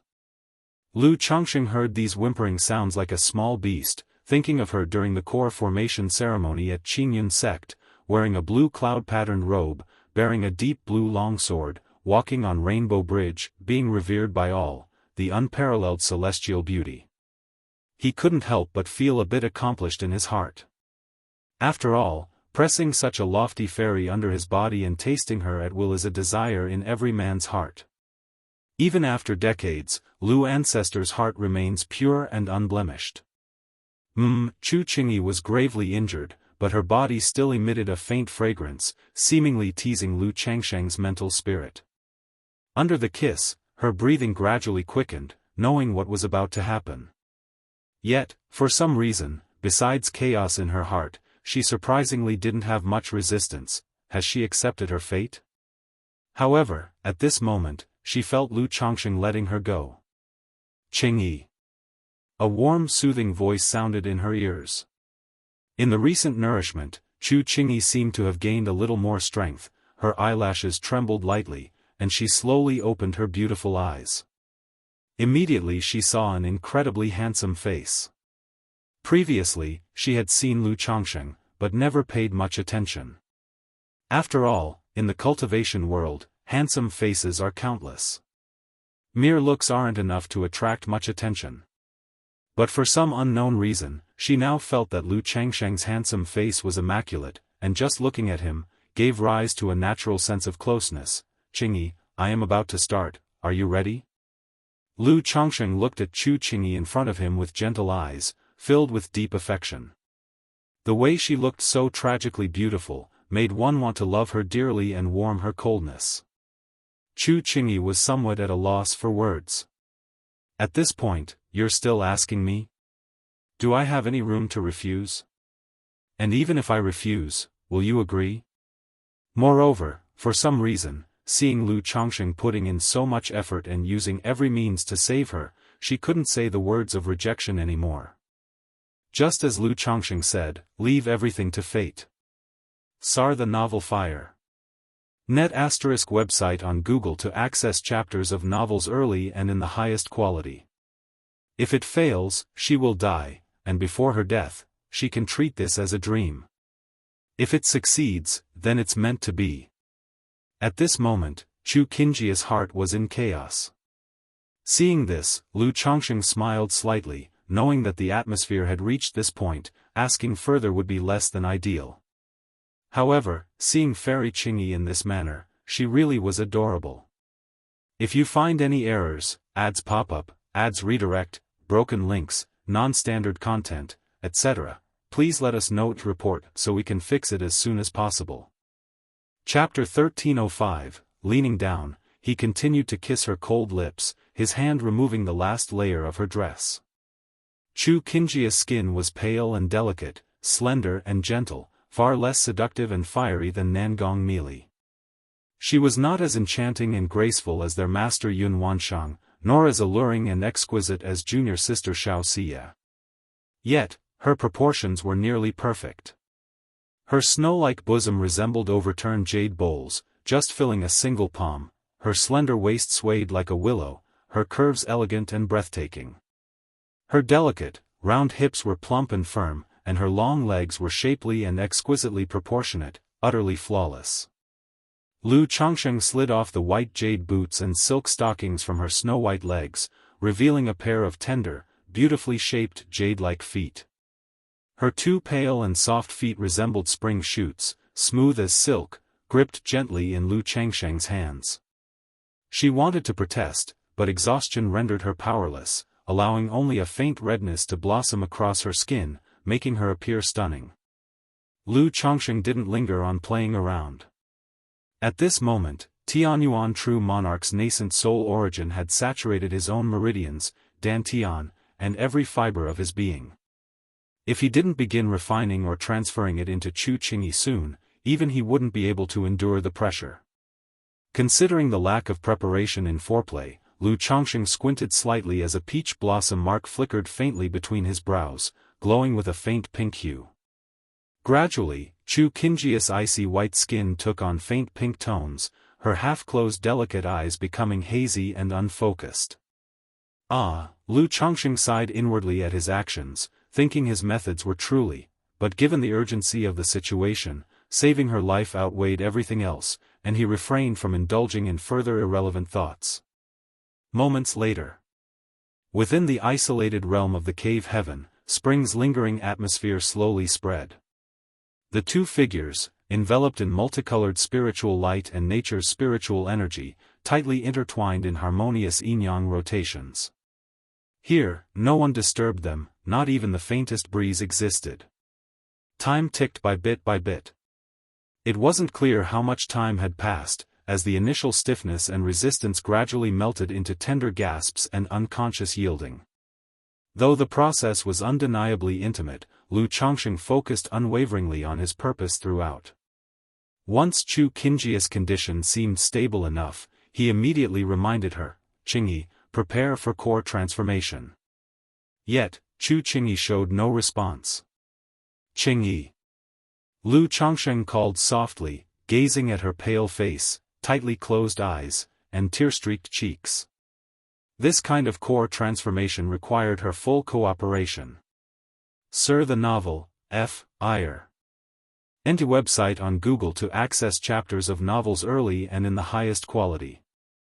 If she refused to participate willingly, attempting it by force would only lead to greater danger. Kill me or flay me afterward if you wish, Lu, someone will obey thoroughly. But for now, please listen to me, alright? Besides, didn't you already agree to the second option? Lu Changsheng spoke in a low voice. Like hell I agreed, Chu Qingyi wanted to retort. But her previous actions effectively counted as acquiescence, and she sighed softly instead. She then activated her cultivation technique, starting to dissolve the true pill, using its remaining source essence to nourish every inch of her meridians and flesh. Phew! Seeing her cooperation, Lu Changsheng felt a significant sense of relief. He had feared she might stubbornly resist at the last moment. Immediately, he gathered the yin-yang magic power scattered across Chu Qingjia's body and directed it toward her Qi Ocean core to help dissolve her shattered true pill, enhancing her physical body and meridians. Pfft! Suddenly, Chu Qingyi coughed up blood from her serious injuries. This core transformation process was similar to forcibly shattering a nascent soul and was perilous beyond measure. Seeing her plight, Lu Changsheng urgently transferred his own nascent soul origin into Chu Qingjia's limbs and bones. Simultaneously, he utilized the yin-yang nirvana technique and life transference technique to preserve her vitality. At the same time, he formed gesture incantations with his hands, injecting the spiritual medicine Tianyuan True Monarch had prepared into Chu Qingjia's body to assist her refinement. Boom! Boom! Boom! 3 days later, Chu Qingyi successfully dissolved her true pill, nourishing every inch of her flesh and meridians in the process. During the most critical moments, Lu Changsheng employed not only the yin-yang nirvana technique and life transference technique but also the 9 treasures Rui Bone. It could only be said that the core transformation process was dangerously severe. Tianyuan True Monarch had stated there was a 30% success rate, undoubtedly an optimistic estimate. Without the 9 treasures Rui Bone, Lu Changsheng suspected that even if Chu Qingyi survived the ordeal, she would be unable to form a new core. Even if successful, her new core would likely be nothing more than a low-grade flawed pill, far below the level of a middle-grade true pill. For such a nascent soul origin, attempting core transformation is still so perilous. No wonder so few dare to undertake the process of breaking and reforming their core. Lu Changsheng sighed deeply, having gained first-hand insight into the dangers of core transformation. For ordinary cultivators, unless blessed with extraordinary opportunities, attempting it was practically a death sentence. Additionally, false cores and low-grade nascent soul cultivators faced other limitations, age and potential. An excessively high age could even disqualify one from attempting core transformation altogether. After briefly reflecting, Lu Changsheng refocused, embracing the spotless jade-like body before him. He activated the Sun-Moon Samsara technique, working tirelessly to help stabilize Chu Qingjia's condition in preparation for core formation. Thankfully, with the nascent soul origin of Tianyuan True Monarch and the rich spiritual energy within the Tianyuan Lotus, he wasn't wholly depleted despite the unending strain. Lu Chongsheng felt he could hold on. Meanwhile, in the Luoyun mountain range. What? Qingyi is badly injured, rescued by a sword cultivator, and now untraceable. Yun Wanshang's expression turned icy as she heard the words of Venerable Lingfeng. The flowing fabric of her luxurious, multicolored robe danced violently as an overwhelming, terrifying spiritual pressure surged forth, seemingly suffocating the air. This operation had been orchestrated by the four great immortal sects collectively. Now, with Venerable Lingfeng, Venerable Huxiao, and the nascent soul immortals of the Luoxia sect all exiting the secret realm, her own disciple Chu Qingyi was the sole casualty. How could Yun Wanshang not feel outraged? Especially since the previous discussion about the secret realm had confirmed there were no remaining dangers, and it only served to suppress and intimidate the demonic path cultivators. Now the battle was over, yet her disciple had been gravely injured, rescued, and vanished without a trace, her life hanging in uncertain balance. If you find any errors, ads pop up, ads redirect, broken links, non-standard content, etc., please let us know to report so we can fix it as soon as possible. Chapter 1306, Now that the secret realm has collapsed, where can one possibly escape to? This is Core Formation Late Stage. The nascent soul immortals of the four great immortal sects nearby saw Yun Wanshang's spiritual pressure and were all taken aback, their expressions filled with shock. Core Formation 9th layer. Every layer poses a significant hurdle. Especially after reaching the core formation middle stage. 9 out of 10 cultivators in core formation spend their entire lives unable to break through to the late stage. Even though the four great immortal sects have nurtured many nascent soul immortals, capable of creating an extensive foundation for cultivating such experts. Those who manage to break through to the late stage, however, remain extremely rare. Yun Wanshang is relatively young among the core formation cultivators of the four great immortal sects. But now she's ahead in breaking through to the late stage. This is astounding. Junior sister Kaiyun has actually broken through to the late stage of core formation. A nascent soul immortal of Qingyun sect was deeply shocked. Others might not know. But as a fellow nascent soul immortal of Qingyun sect, he clearly remembered Yun Wanshang's age. She was still a few years short of reaching her 200th birthday. 200 years, for a core formation cultivator, would be considered exceedingly young. There's a high possibility she could break through to the nascent soul stage in the future. With junior sister Kaiyun's talent, even if she fails to break through to nascent soul, she can still cultivate to the pinnacle of core formation. He gazed at Yun Wanshang, his heart filled with joy. With cultivation strength like hers, this naturally boded well for their Qingyun sect. But when he thought about the matter with Chu Qingyi, his heart sank. Kaiyun True Immortal, regarding the secret realm's anomaly at that moment, Lingfeng True Immortal explained the state of the secret realm. Though the three of them managed to escape the secret realm, their faces were pale, and their breathing was weak. Humph. If my disciple has met with misfortune, you all will have to answer to me. Yun Wanshang snorted coldly, speaking directly. Even though Lingfeng True Immortal, a nascent soul immortal of the Heavenly Sword sect, stood before her, she showed no courtesy whatsoever. Kaiyun True Immortal, please quell your anger. Such events were entirely unforeseen. Lingfeng True Immortal, knowing he was in the wrong, responded politely. Perhaps True Immortal could return to check Fairy Kinjia's soul lamp first. If the soul lamp remains lit, I shall report the matter to the True Monarch and seek ways to locate Fairy Qingyi. Fine. Yun Wanshang understood that anger was futile at the moment, the priority was finding a solution. If Chu Qingyi had been sucked into the great void, only the intervention of a nascent soul True Lord might offer hope of a rescue. Yet, considering the recent battle, where Xianjian True Monarch and Absolute Sword True Monarch ambushed Heavenly Fiend Zhenjuan, consuming considerable energy, they probably wouldn't be able to traverse the Great Void again anytime soon. At this moment, her thoughts turned to Lu Changsheng. She had invited him to the Tianyuan secret realm, but now that the realm had experienced an anomaly, many clan cultivators had perished. Yun Wansheng's divine sense swept through the area, yet she saw no trace of Lu Changsheng. Her heart sank slightly. If Lu Changsheng had perished within the secret realm, she wouldn't even know how to face Xiaoxia back home.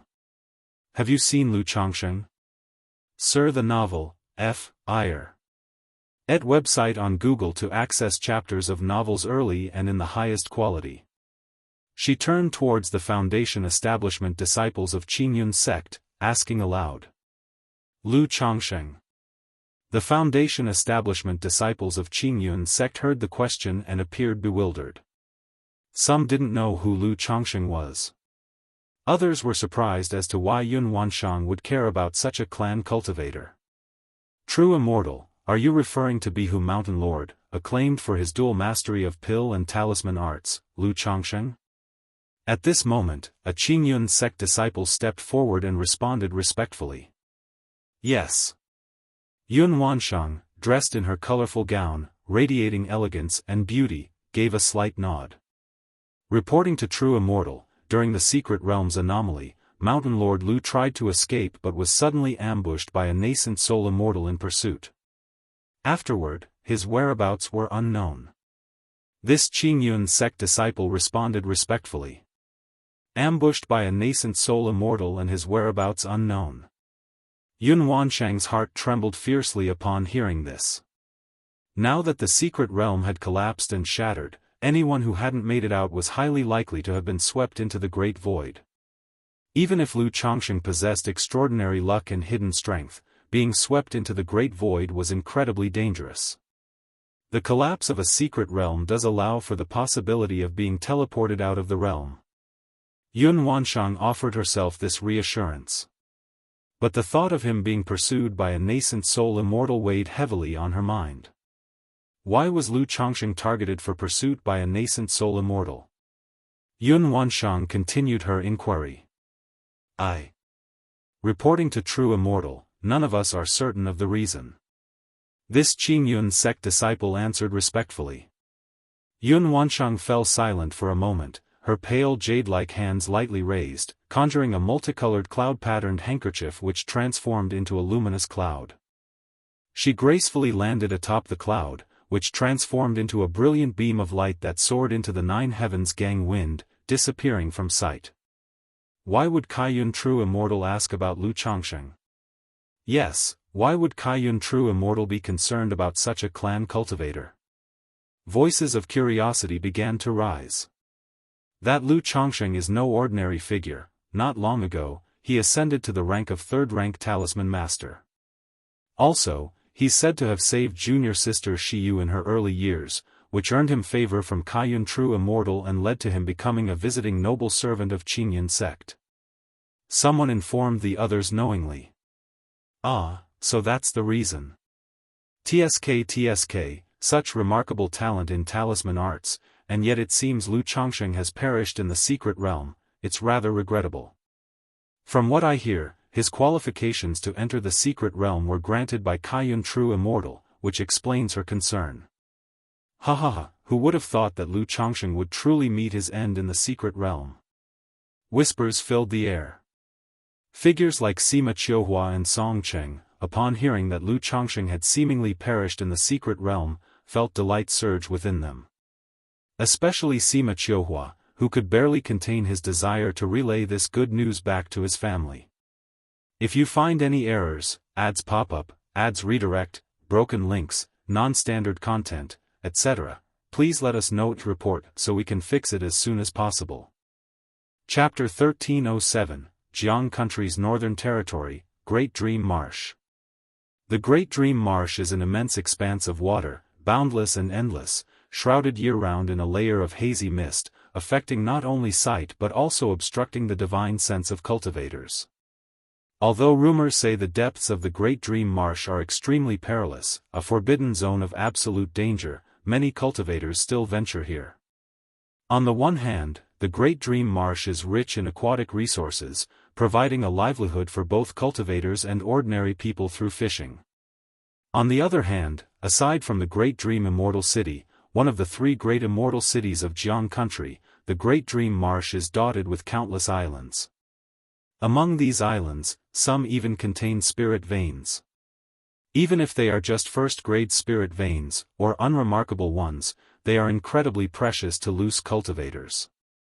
Finding an unclaimed spirit island allows one to become its island master, establish a family or force, and settle down securely. However, over the years, even the slightly better spirit islands in the Great Dream Marsh have already been claimed. At this moment, the night is serene. Moonlight pours down from the heavens, illuminating the shimmering lake surface. By a large black reef, a radiant, flawless lotus of emerald hue, gleaming with crystalline luster, slowly drifts out. This lotus seems to lack roots and stems, drifting freely with the flow of lake water. If a knowledgeable cultivator spotted this lotus throne, they'd instantly recognize it as the priceless heavenly origin Emperor Lotus of the cultivation world. Currently, within the heavenly origin Emperor Lotus, a man and a woman are tightly entwined, their surroundings suffused with a flowing five-colored radiance. Above the man's head, a vibrant sun shines brilliantly. Above the woman's head, only a faint, ethereal moon glimmers weakly. The two form an invisible alchemical furnace, the sun and moon cycle in harmony, merging seamlessly. Pure, dense nature's spiritual energy pours down like raindrops, drenching Lu Changsheng's muscular, well-proportioned, aesthetically perfect body. Boom, boom, boom. In addition to the external floods of spiritual energy, Lu Changsheng's internal nascent soul origin combines with the primordial yin origin obtained through dual cultivation with Chu Qingyi, surging into his qi ocean core, causing his golden core to radiate brilliance, erupting with powerful five-colored radiance, forming a terrifying spiritual pressure. Boom! 4 months ago, Lu Changsheng's cultivation level had just broken through to the golden core second layer. Now, relying on the dual origin power, his cultivation has directly reached the golden core third layer. Yet, this is far from the end. The surging energy continues to flow madly through his flesh, limbs, and bones, driving his yin-yang creation classic to operate frantically on its own. It hurts. Sarch * the novel Fire.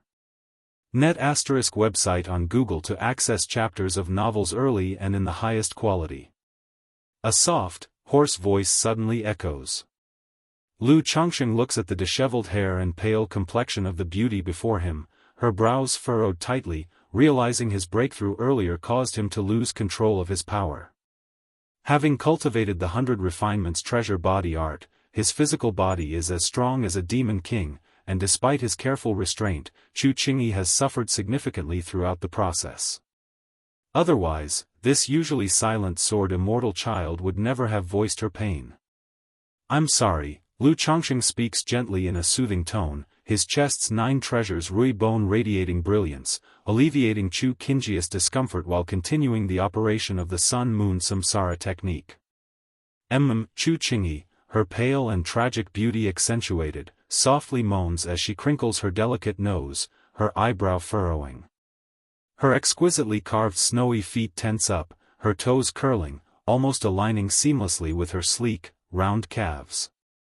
Moments later, her brows relax, and her slightly parted captivating eyes shimmer faintly with waves of seductive charm. Upon returning to Qingyun sect, Yun Wanshang hurried directly to the sect's ancestral hall. In Qingyun sect, disciples who enter the inner sect or break through to foundation establishment are required to leave behind a life-bound token or soul lamp.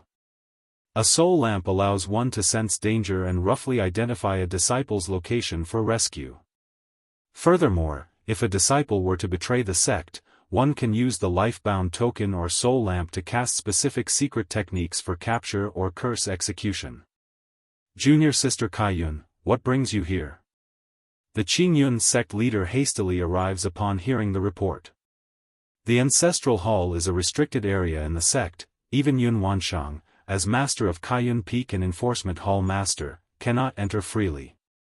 The Tianyuan secret realm has undergone an anomaly. Qingjia's life is uncertain. I must enter the ancestral hall to inspect her soul lamp. Yun Wanshang's ruby lips slightly part, her tone icy and resolute. What? The Qingyun sect leader is visibly shocked at this announcement. He is well aware that Chu Qingyi was brought to the sect and raised by Yun Wanshang from a young age. The two share a bond akin to mother and daughter despite their master-disciple relationship. Now, with Chu Qingyi in danger under arrangements made by the sect, Yun Wanshang might harbor grievances. Moreover, Chu Qingyi possesses a born sword heart, advancing rapidly in cultivation, breaking through to golden core before reaching a century in age, and showing remarkable potential for the future. If she truly encounters an accident, it would be a significant loss for Qingyun's sect as well. Without hesitation, he retrieves his sect leader token, combining it with Yun Wanshang's Peak Master token to unlock the Ancestral Hall's formation and enters the Grand Hall. The outermost layer contains soul plates belonging to inner sect disciples and the sect stewards. Further inside lies soul plates and soul lamps belonging to sect core members and foundation establishment disciples and executors. Upon entering the innermost palace, one finds the soul lamps dedicated to the nascent soul immortals. Moments later, Yun Wanshang and the Qingyun sect leader come across a dim, flickering soul lamp, akin to a dying flame in the wind. This is Chu Qingjia's soul lamp. Seeing the soul lamp, the Qingyun sect leader instantly knows Chu Qingyi is gravely endangered, in a life-and-death crisis. He immediately says to Yun Wanshang, "Junior sister Kaiyun, I will notify junior brother Du right away to calculate Qingjia's location." "Thank you, senior brother sect leader."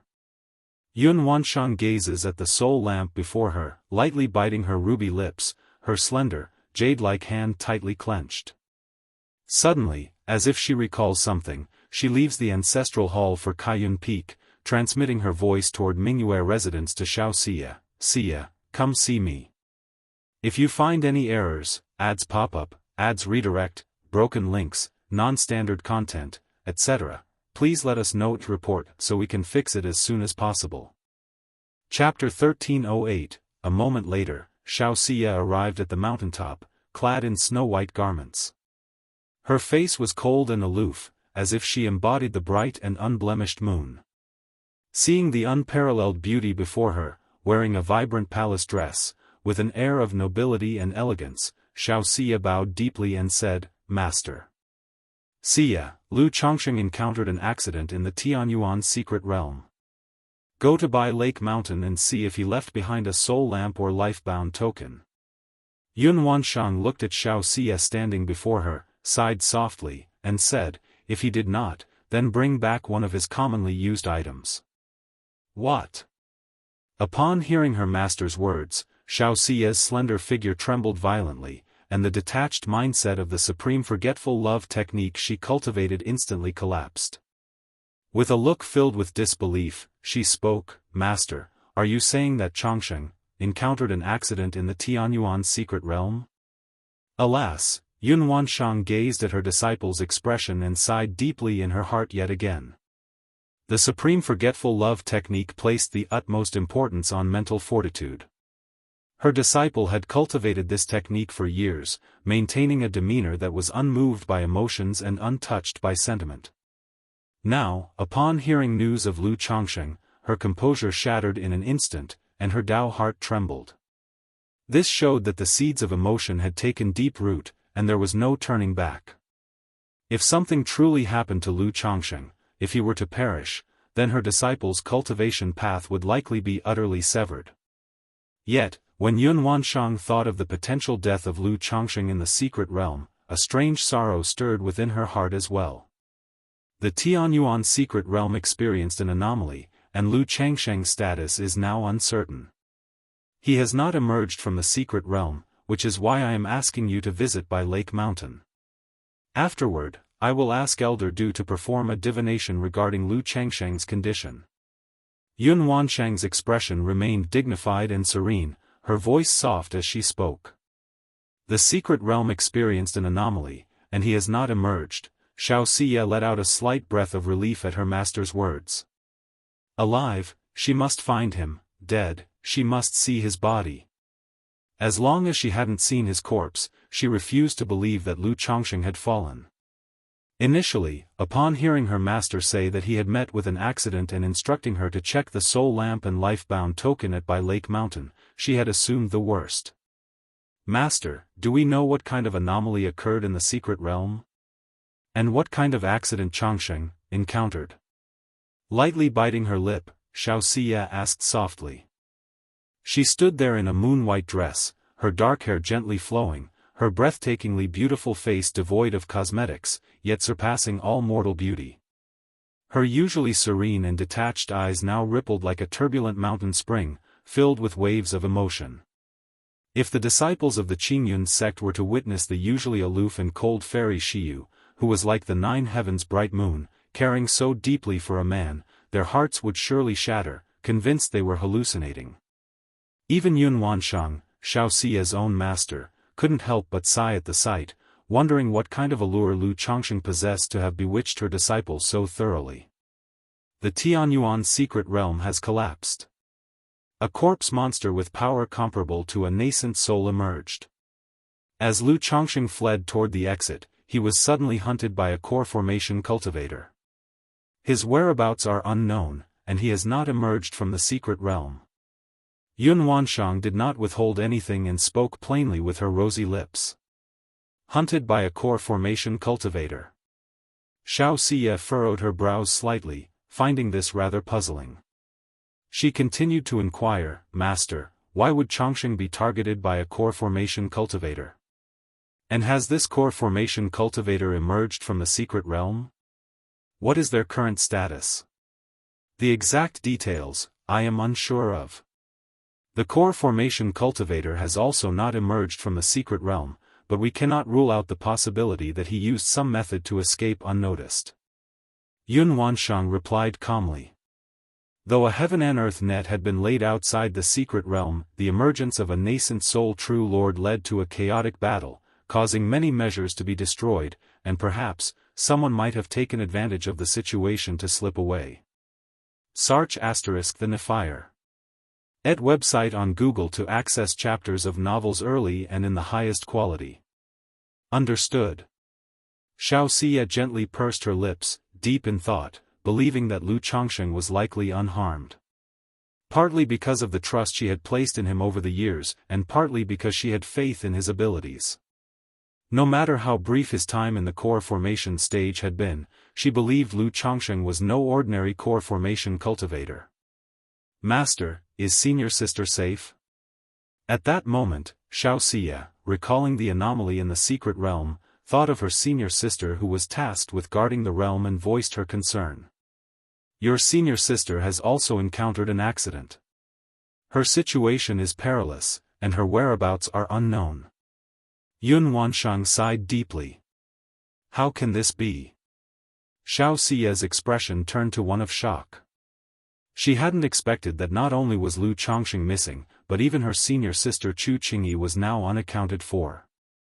If it were said that Lu Chongqing, pursued by a core formation cultivator, was missing, with life or death uncertain, it might be understandable. But her senior sister, as a core formation true pill master of the Qingyun sect, should have been brought out of the secret realm by the Qingyun disciples or other core formation true pill masters, even if gravely injured or worse. Your senior sister was in a dire situation and was rescued by a sword cultivator. But who would have thought this sword cultivator would take her into the depths of the secret realm? When the realm collapsed and shattered, they did not emerge. Yun Wansheng's clear eyes flickered slightly as she spoke. If Qingyun sect disciples hadn't witnessed the scene, she might even have suspected that true Master Lingfeng was deceiving her. A sword cultivator, venturing into the depths of the secret realm? Xiaoxia's cold, moonlit eyes stirred with a trace of peculiar emotion. Lu Chongqing had disappeared. Her senior sister had disappeared. The core formation cultivator who pursued Lu Chongqing had also vanished. Her senior sister had been rescued by a sword cultivator and was now missing. If that sword cultivator were Chongqing, A thought emerged in Xiaoxia's mind, and everything seemed to suddenly make sense. After all, she was well aware that Lu Chongsheng had practiced sword Dao techniques in his early years. Although he later switched to cultivating other techniques, disguising himself as a sword cultivator should not be difficult, should it? She asked, Master, was that sword cultivator also a core formation cultivator? Why would he rescue senior sister? Yes, that person was a core formation cultivator. His methods appear to originate from a different nation's loose cultivators. As for why he rescued Qingyi, I have no idea. If you find any errors, ads pop-up, ads redirect, broken links, non-standard content, etc., please let us know to report so we can fix it as soon as possible. Chapter 1309, Yun Wanshang shook her head. This was also the part she couldn't figure out. Why would a core formation sword cultivator appear in the secret realm, and even go so far as to save Chu Qingyi? The only possibility she could think of was that the other party coveted her disciple's sword cultivation inheritance. At that moment, Yun Wanshang noticed that Xiaoxia didn't seem as grief-stricken anymore. Though Xiaoxia cultivated the supreme forgetful love technique, maintaining a serene state of mind unshaken by emotions, as her master, Yun Wanshang knew her well enough to understand that whenever her disciple mentioned Lu Chongsheng, she seemed like a completely different person.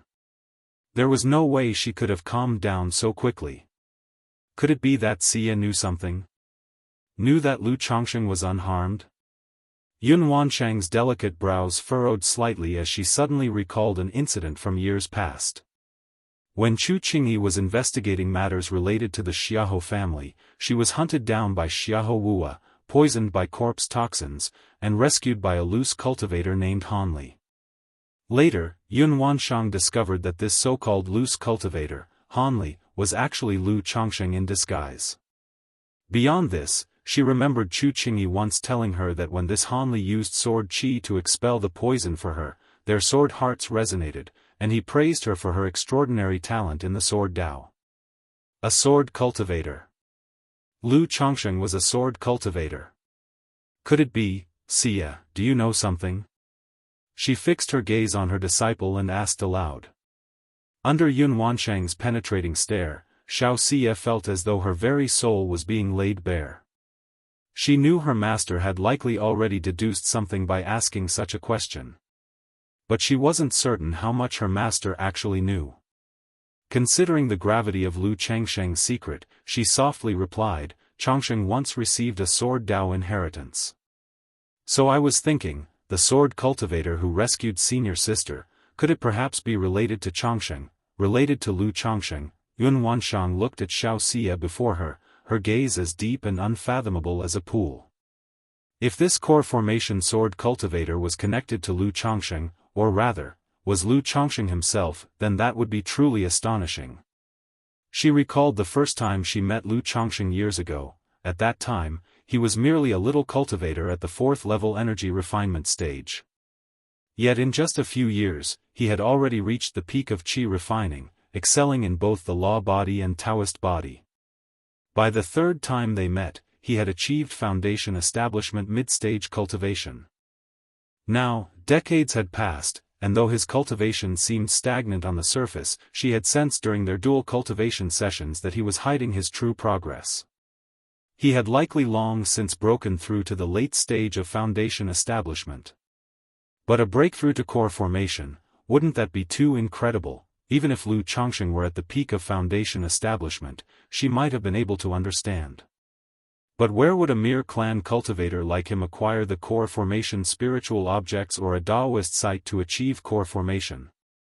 Unless Lu Chongsheng possessed a heavenly spiritual root, or was in fact blessed with a supreme Taoist body, Yun Wanshang's mind raced for a moment before she turned to look at Xiaoxia and said, head to Bai Lake Mountain for now. She knew Xiaoxia likely had some knowledge but wasn't willing to reveal it, so she didn't press further and decided to seek others to divine the situation instead. Thank you, Master. Xiaoxia bit her lip softly, bowed respectfully, and turned into a streak of escape light as she departed Kaiyun Peak for Bai Lake Mountain. If this sword cultivator really is Lu Changsheng, Yun Wanshang watched Xiaoxia's departing figure and recalled the time when she had been afflicted by the red phoenix karma fire, only to be saved by Lu Changsheng, forging a deep connection between the two. Her disciple Xiaoxia had been ambushed and rescued by Lu Changsheng, who, to repay the karmic debt for saving her life and aiding her cultivation, had offered to assist her own foundation establishment with her spiritual body, and then, just as the thought surfaced, Yun Wanshang dared not think further and shook her head to dispel the notion. Qingyun Sect, Ancestors Hall. CTH Novel, F. Iyer. Net website on Google to access chapters of novels early and in the highest quality. Junior Brother Du, how is it? The Qingyun sect leader and Yun Wanshang looked at the purple-robed elder before them and asked aloud. Phew. The purple-robed elder had a somewhat weary expression. Exhaling deeply, he cupped his hands slightly and said, Sect leader, a certain mysterious force is obscuring heaven's secrets. Even with the soul lamp, I am unable to divine true person Kinjia's whereabouts or situation. Obscuring heaven's secrets. The Qingyun sect leader and Yun Wanshang exchanged glances, both seeing the gravity in each other's eyes. Although they didn't understand the art of divination, they knew that there were numerous methods in the world capable of interfering with or disrupting heavenly secrets. For heavenly secrets to be obscured meant that the place where Chu Qingyi was located had some unusual issues. With the collapse of the Tianyuan secret realm, those trapped inside could potentially have been drawn into the Great Void. And the Great Void naturally had the chaotic property of obscuring heavenly secrets. Junior Brother Du, thank you for your efforts. The Qingyun sect leader courteously spoke to the purple-robed elder, understanding that divinations and such matters couldn't be forced. The effort spent on calculating Chu Qingjia's situation had clearly consumed a significant amount of the elder's vitality, and he would require a long period of rest to recover. Sect leader, you are too kind. The purple-robed elder cupped his hands slightly and then took his leave. After the elder departed, the Qingyun sect leader continued, Junior Sister Kaiyun, don't worry. I will immediately inform the Supreme Elder and request Senior Buswanzi to take action, making another attempt to divine Kinjia's situation. Divination, of course, had varying levels of mastery. Although this purple-robed elder was one of Qingyun sect's top diviners, his skills were not particularly profound. Sect leader brother, there's no need for that. I will head to Heavenly Sword sect later. If Qingyi has indeed been drawn into the Great Void, only a true monarch will be able to rescue her. Yun Wanshang shook her head and spoke decisively. Very well.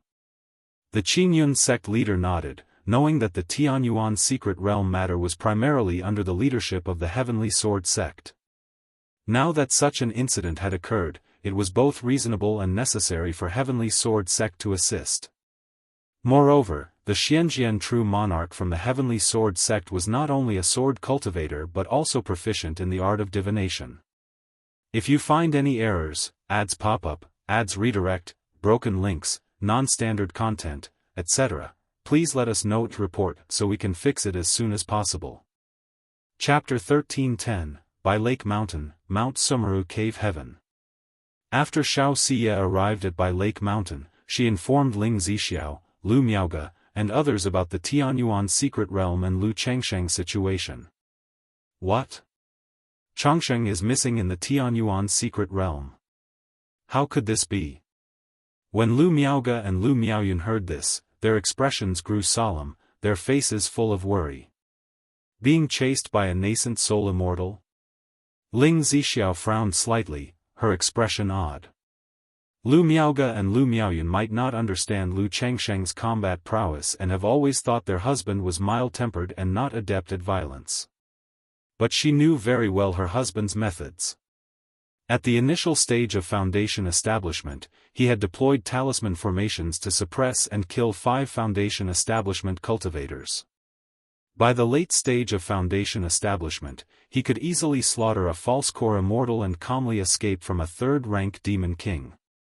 Now, having broken through to core formation and condensed the immortal golden core, you say he's being chased by a nascent soul cultivator?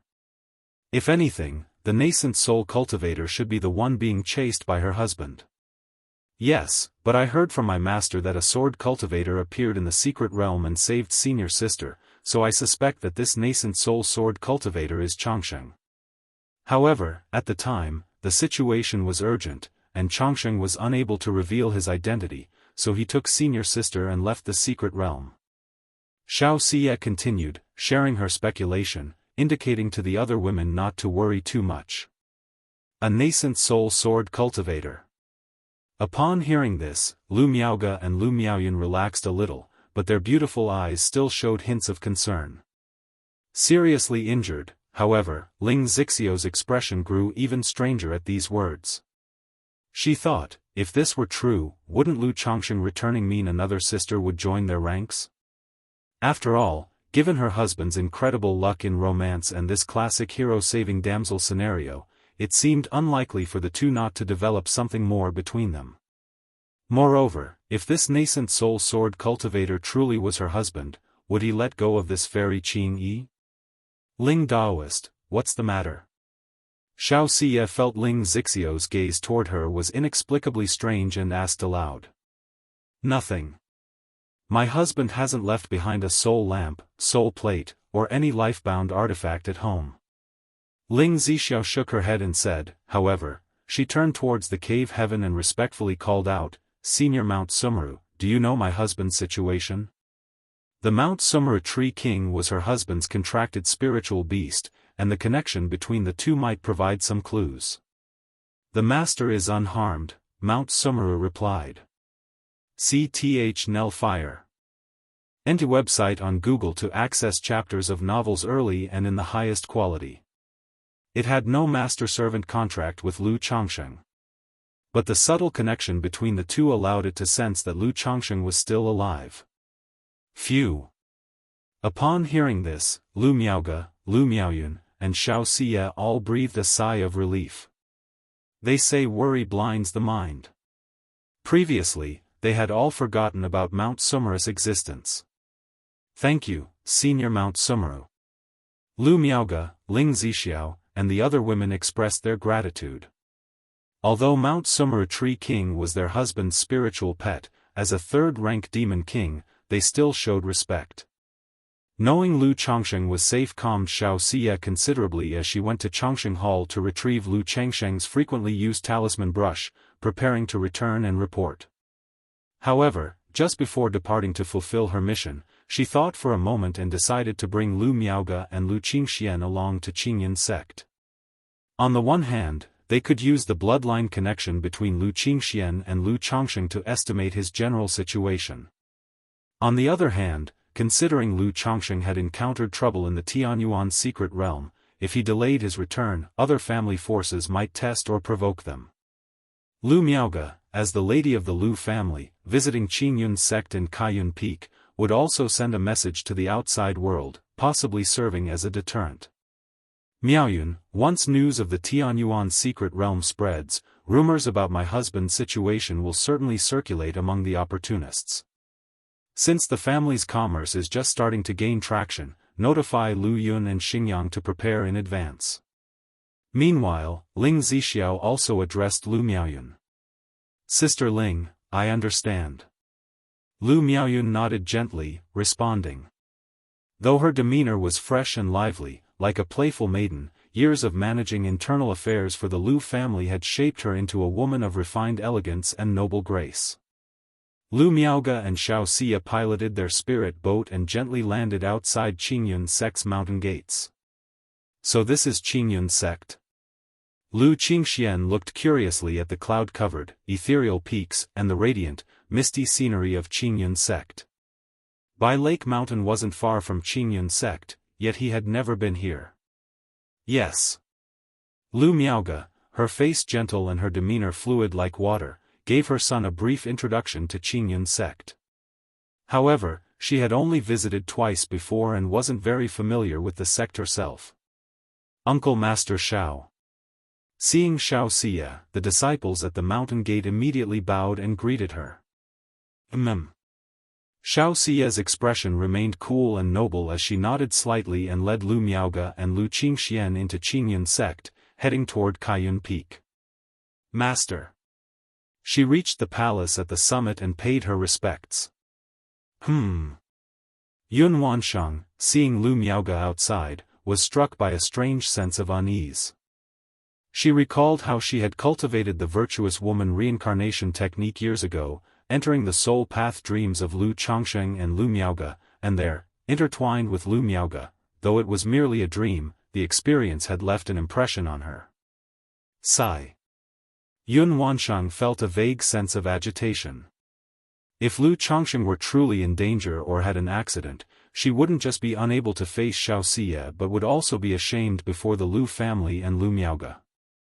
I hope that little scoundrel is all right. Yun Wansheng took a deep breath, suppressed her miscellaneous thoughts, and walked out of the palace.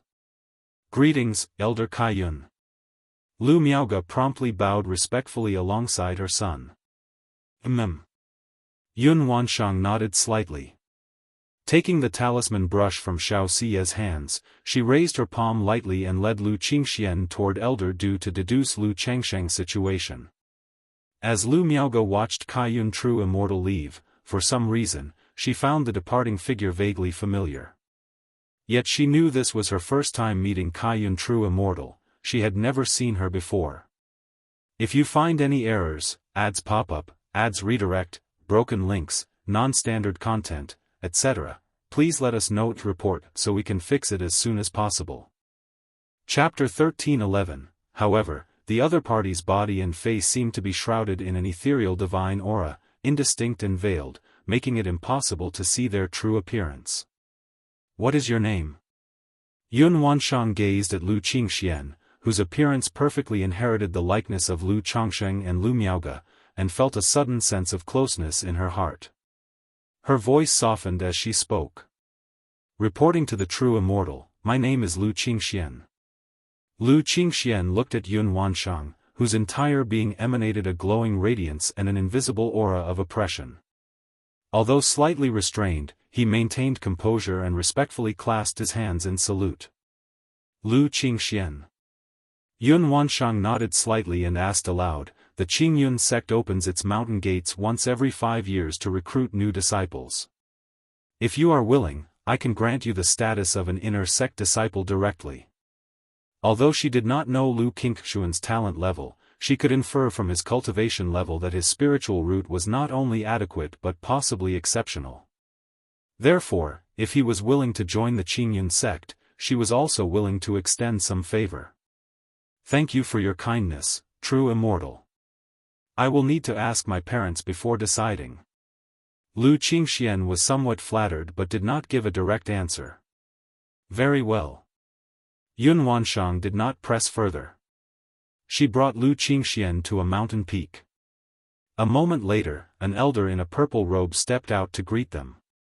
Upon hearing Yun Wansheng's intention, he took up the talisman brush, extracted a drop of Lu Qingxuan's essence blood, and performed a technique with hand gestures to divine his fate.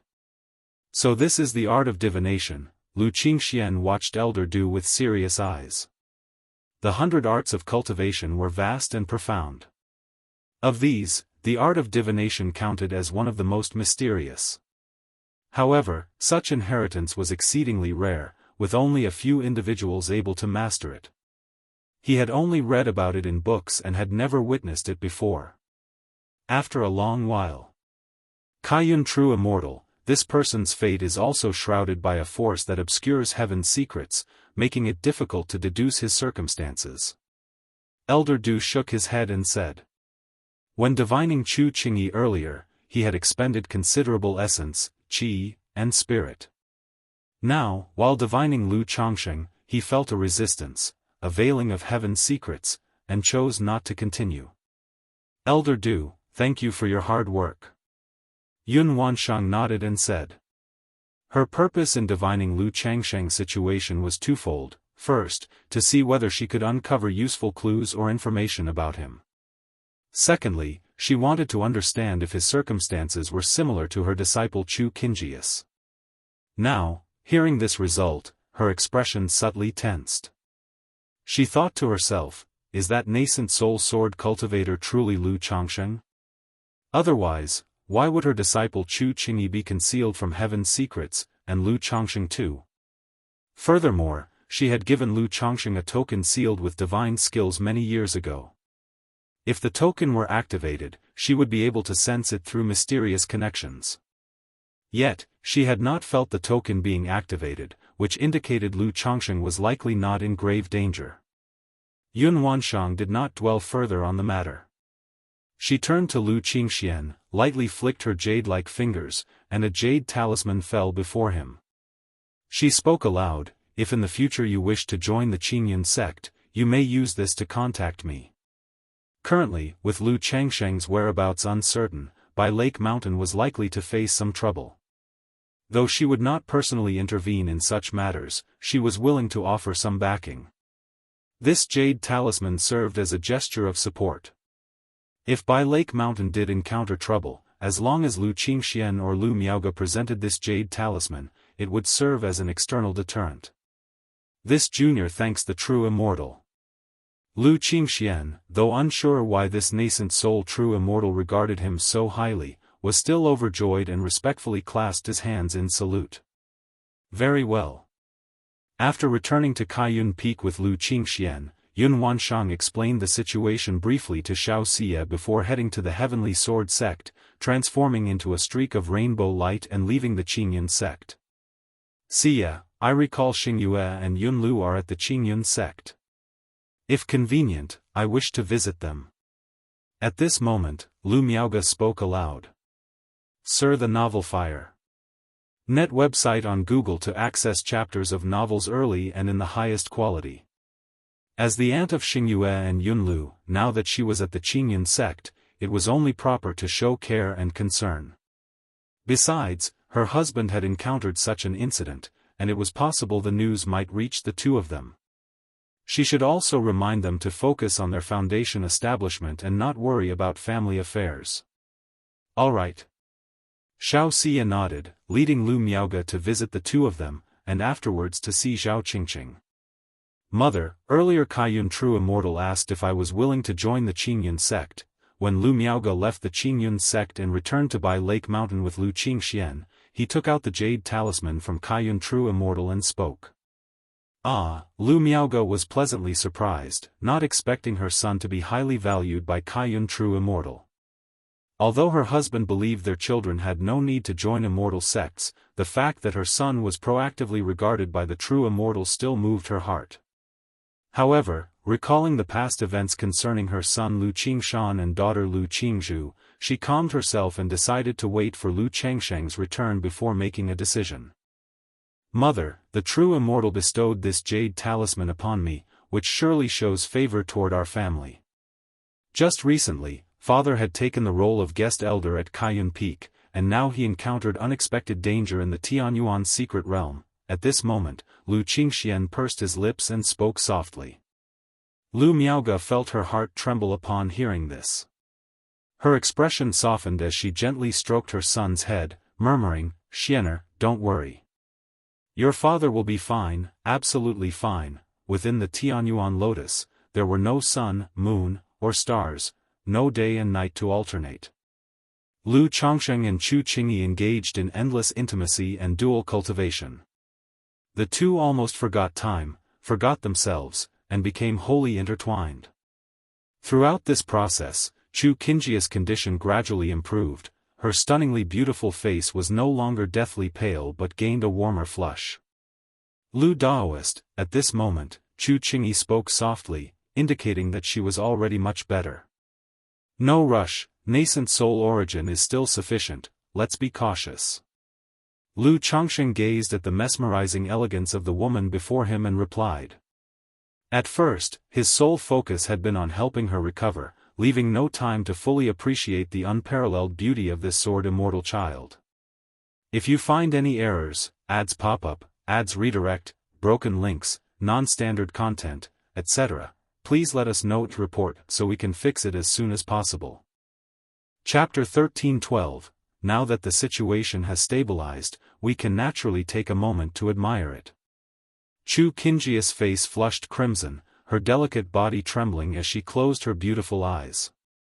Yet the more reserved she appeared, the more Lu Changsheng couldn't resist teasing her, causing her delicate nose to emit soft hums, her expression a mix of embarrassment and vexation.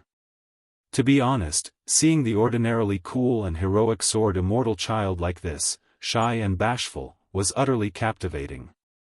If something were missing, it was only that there was just one person present. If Shi Yu or even Kaiyun true immortal were here as well, Qing Yi, core formation is dangerous, and we mustn't allow the slightest negligence. What we're doing is all for healing and core formation. In my heart, fairy, you are still, pure and untouched like jade. Lu Changsheng spoke gently, looking at the beauty before him.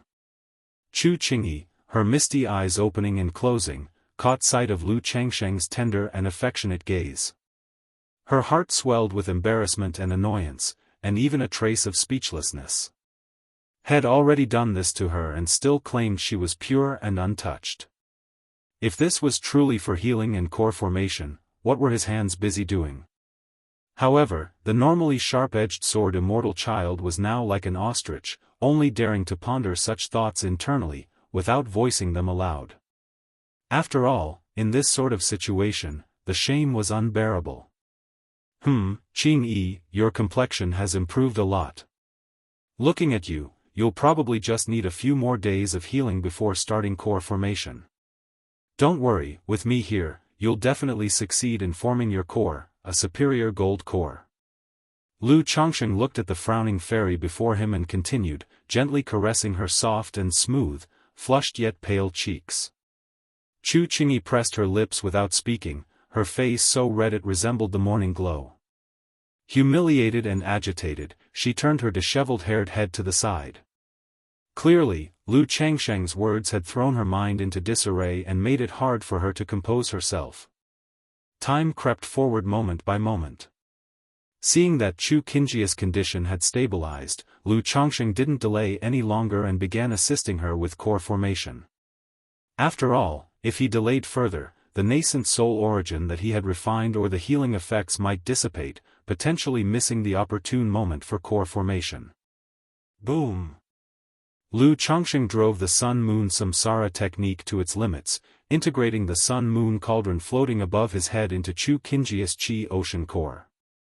Huff, huff, huff, at the same time, nature's spiritual energy surged and poured into Chu Qingyi's physical body. Even though Chu Qingyi had previously been a nascent soul immortal, now undergoing core formation again after dissolving her previous core, she still faced the three gates of core formation. Given Chu Qingyi's current state, it was naturally difficult for her to endure such an infusion of nature's spiritual energy. But during their earlier dual cultivation, Lu Changsheng had already transferred nascent soul origin into her meridians and core, as well as the Sun-Moon cauldron. Thus, he directly repelled the influx of nature's spiritual energy, allowing only a small portion to enter Chu Qingyi's body, then absorbed the rest himself to refine into spiritual energy for her. Meanwhile, Yun Wanshang had arrived at the Heavenly Sword sect. After stating her purpose, she was invited to a grand hall to wait. Yun Wanshang took out Chu Qingyi's soul lamp from her bosom and glanced at it. The once dim and faint soul lamp, like a candle clinging to life in the wind, now appeared significantly brighter. However, the flickering soul fire still betrayed Chu Qingyi's unstable condition. Qing Yi has escaped danger? Yun Wanshang gazed at the soul lamp in her hand, a joyful expression lighting up her face. Daoist Kaiyun. A moment later, a man neither tall nor short, neither fat nor thin, with a face that appeared somewhat ordinary yet carried an air of masculine charm with a hint of feminine refinement, approached. His loose snow-white robes, worn elegantly, hung at his waist with a simple green long sword, evoking a sense of purity, white jade untainted by dust. But as soon as he stepped into the grand hall, Yun Wanshang sensed the entire space enveloped by an invisible gravity. Greetings, true monarch. Yun Wanshang bent at the waist and paid her respects. Even though the four great immortal sects shared close ties, as one of the Qingyun sect's peak masters with a core formation late-stage cultivation level, Yun Wanshang dared not show even the slightest disrespect before this nascent soul true lord. Daoist, I already know the reason for your visit. Have you brought your disciple's soul lamp? Xianxian true monarch's voice was calm and warm, devoid of any sword cultivator's sharpness. Yun Wanshang handed the soul lamp from her bosom to Xianxian true monarch. Taking the lamp in hand, its flame flickered softly as Xianxian true monarch began to manipulate calculations, a gaze that alternated between soft serenity, steady gravity, lively brilliance, and commanding austerity flashing across his ordinary yet striking face. A moment later, his expression settled into tranquil composure, his lips forming a faint smile as he said, Daoist Kaiyun, indeed your disciple was marked by a terribly ominous fate. Yet misfortune and fortune interweave, calamity breeds opportunity. If she can overcome this tribulation and turn peril into safety, shall meet a most auspicious fate. For now, your disciple has emerged from the most threatening situation. Whether her future holds misfortune or fortune will depend on her own destiny. If we were to intervene, it might upset her fate. Xianxian true monarch spoke in a calm, measured tone. Thank you, true monarch. Yun Wanshang visibly relaxed upon hearing these words. Although divination techniques do not yield absolute precision and only offer blurred insights, the true monarch's words suggested it would be best not to interfere. Otherwise, meddling with destiny could introduce complications and unforeseen changes potentially leading to calamity for Chu Qingyi. Daoist Kaiyun, there's no need to thank me. Were it not for your discovery of the Tianyuan's secret realm, Juejian might never have successfully broken through to nascent soul. Xianxian true monarch said with a calm demeanor. Sar the Oval Fire. Et website on Google to access chapters of novels early and in the highest quality. If you find any errors, ads pop up, ads redirect, broken links, non-standard content, etc., please let us know to report so we can fix it as soon as possible. Chapter 1313. The vast lake stretched endlessly, and a crystalline blue-green lotus seat drifted amidst the waves. Sometimes it sank to the depths of the sea, sometimes it floated back to the surface. Occasionally, demon beasts spotted this lotus seat, attacking it viciously or swallowing it whole. But soon after, the lotus seat would bloom with spiritual light, emanating a terrifying magic aura that left the beasts bleeding and defeated. At this moment, within the lotus seat, huff, huff, huff, the spiritual energy of heaven and earth surged wildly, forming a vortex akin to a breach, saturating the air with overwhelming spiritual pressure. If this goes on, attempting to condense a superior golden core will be exceedingly difficult. Lu Chongsheng was channeling the Sun-Moon Samsara technique to assist Chu Qingyi in reforming her core. However, he realized that continuing this way would make it near impossible for her to condense a superior golden core. Even if she managed to condense one by a stroke of luck, it could at best be a third-grade core. Could I directly refine nature's spiritual energy into 7 luminaries' mana and then merge it with her mana? Lately, an idea emerged in Lu Changsheng's mind. Years ago, when he was detoxifying Chu Qingyi, the 7 luminaries' great freedom sword scripture resonated mysteriously with her cultivation technique and Dao foundation. This indicated that the two techniques shared similar characteristics and were not mutually exclusive. Moreover, his cultivation technique, the Yin-Yang creation classic, possessed the power to unify and coordinate various forces. If that were the case, he could directly refine nature's spiritual energy into 7 luminaries' mana and transfer it into Chu Qingyi's Qi ocean core. Through the Yin-Yang creation classic, he could harmonize the two forces, which would enormously boost the efficiency of core formation. Though such a thought sounded utterly absurd. The more Lu Chongsheng pondered, the more feasible it seemed. After all, when he had condensed the Yin-Yang 5 elements Dao foundation years ago, he faced imbalances in Yin and Yang. Yet he had relied on Yun Wanshang's spirit-nurturing energy to achieve perfect harmony. Qingyi. Without hesitation, Lu Chongsheng shared his idea with Chu Qingyi. Chu Qingyi, upon hearing this, found it utterly inconceivable. It wasn't just about cultivation techniques sharing similar traits. Even practitioners of identical techniques would see uneven mana following breakthroughs in foundation establishment and core formation, making perfect fusion difficult. Yet, inexplicably, she instinctively chose to trust Lu Changsheng and agreed to let him act. On one hand, she knew he harbored no ill intentions toward her, his suggestion must stem from confidence. On the other hand, her emotions were already tangled beyond measure, leaving her unsure of how to face Lu Changsheng, or her junior sister, afterward. All right, Chu Qingjia's face flushed crimson as she resigned herself to the possibility of failure.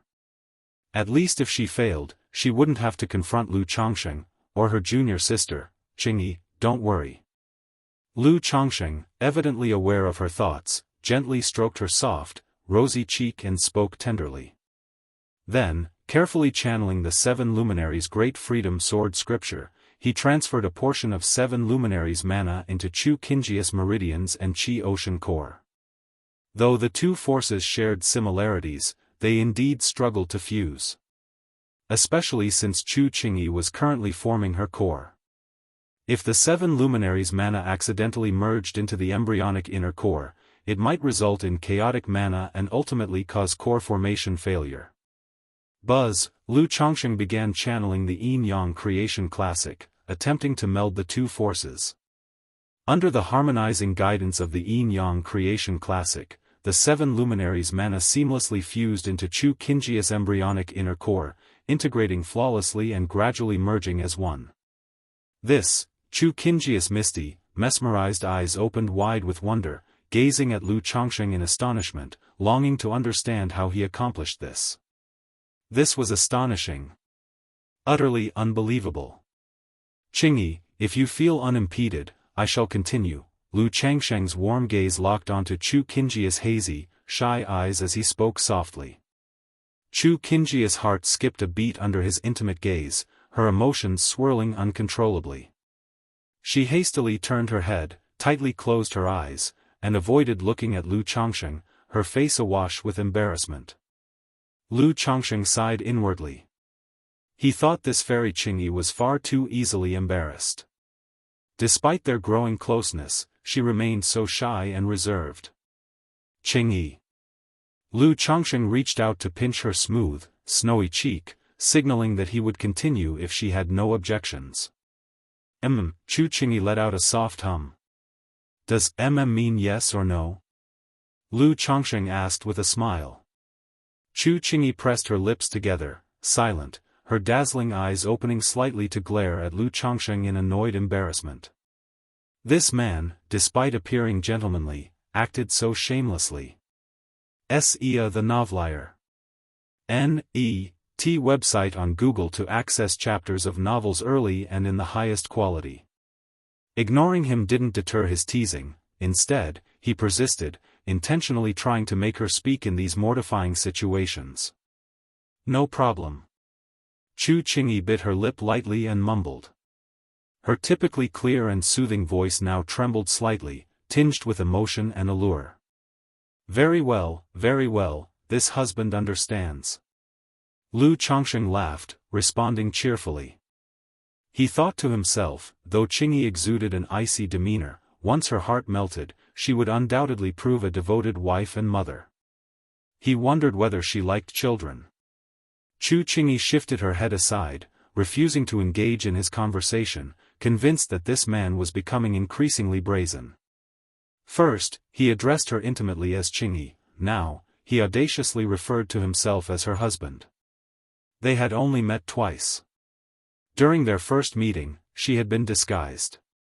And yet, he was already so familiar and presumptuous. Chu Qingyi couldn't fathom how thick-skinned this man was. Or perhaps how many other women he had treated this way to become so practiced and effortless. Lu Changsheng didn't mind Chu Qingjia's attitude. After all, their relationship lacked emotional depth, requiring time and interaction for feelings to develop. Nonetheless, despite teasing her, Lu Changsheng never neglected his responsibilities. As he channeled the 7 luminaries' mana into Chu Qingjia's Qi ocean core, a radiant sun emerged at his brow, illuminating the 7 luminaries' great freedom sword scripture.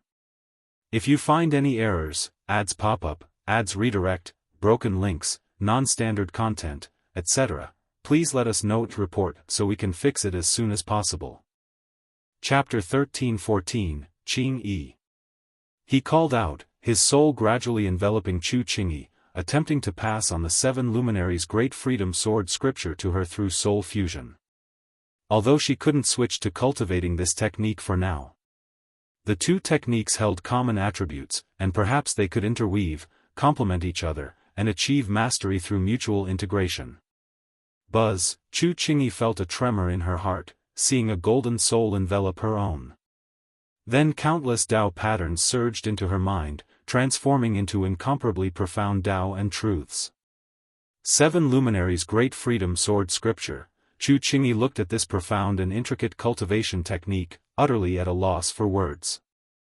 Lu Changsheng not only spared no effort in saving her life, helping her to form her core, but also revealed various secrets to her. Now he was selflessly passing down this extraordinary technique to her. She truly couldn't comprehend why Lu Changsheng was so good to her. Love at first sight, perhaps.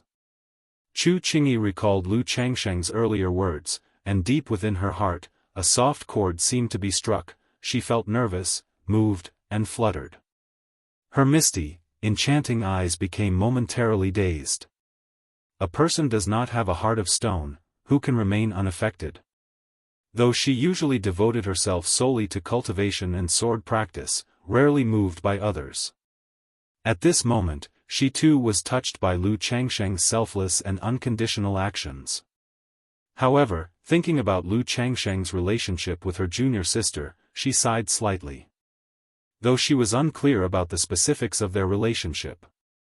But the fact that he had cultivated the Sun-Moon Samsara technique to such a degree indicated that his relationship with her junior sister was already extraordinary, even recognized by her master. Under such circumstances, as a senior sister, how could she intervene in her junior sister's feelings? Moreover, it would be unseemly for senior and junior sisters to marry the same man. It would not only tarnish the sect's reputation, but also invite criticism and potentially anger their master. Chu Qingyi was now utterly conflicted. Qingyi, focus on comprehending the technique and concentrate on forming your core. At this time, as the soul fusion continued, Lu Changsheng vaguely sensed some of Chu Qingyi's thoughts and spoke out. Chu Qingyi, hearing these words, felt her heart tremble, her face flushing with embarrassment. As a nascent soul immortal, she naturally understood that during such soul communication, their thoughts could easily be perceived. She immediately held her breath and centered her mind, both comprehending the seven luminaries' great freedom sword scripture and continuing her core formation. However, she was able to multitask like this mainly because most of the core formation process was being handled by Lu Changsheng, leaving her only to stabilize the inner core's nascent form. Such an exquisite cultivation technique, Chu Qingyi's Qingyun sword technique was merely a peripheral sect-level cultivation method. It wasn't that Qingyun sect didn't possess orthodox-level cultivation techniques. Rather, it was because she was born with a sword heart, and resonated better with sword Dao cultivation methods. However, Qingyun sect wasn't a sword cultivator sect, so it lacked top-tier sword Dao inheritances. Of course, the Qingyun sword technique, being one of Qingyun sect's sect-defining cultivation methods, was naturally of the highest caliber. Otherwise, it wouldn't have been able to resonate with the seven luminary sword scripture. At this moment, various insights from the seven luminary sword scripture flooded into her mind, granting her large gains as she instinctively activated the cultivation technique and interwove the seven luminaries' great freedom sword scripture with the Qingyun sword technique. Humming, humming, humming, a moment later, within Chu Qingyi's Qi ocean core, amidst the nascent inner core form, two harmonized streams of mana produced a mysterious resonance. My goodness, is this the caliber of a prodigy from an immortal sect? Lu Changsheng was astonished upon seeing this. Although the two techniques had many similarities, the fact that she was able to comprehend the technique the moment he passed it down, intertwine the techniques, and achieve mastery through mutual integration was simply too incredible. Lu Chongqing felt that Chu Qingjia's talent in sword Dao wasn't inferior to his son Lu Qingshan's, and her comprehension might even surpass his. "Qing Yi, you're amazing," Lu Chongqing praised aloud. Since she could harmonize her mana and achieve a balanced resonance between energies on her own, forming a superior golden core would now be much simpler. Upon hearing the praise, which sounded like one might encourage a child, Chu Qingjia's heart trembled. She was overwhelmed by embarrassment. Her memory took her back to her childhood, when her master would coax her like this. But now, wasn't she a fully grown adult?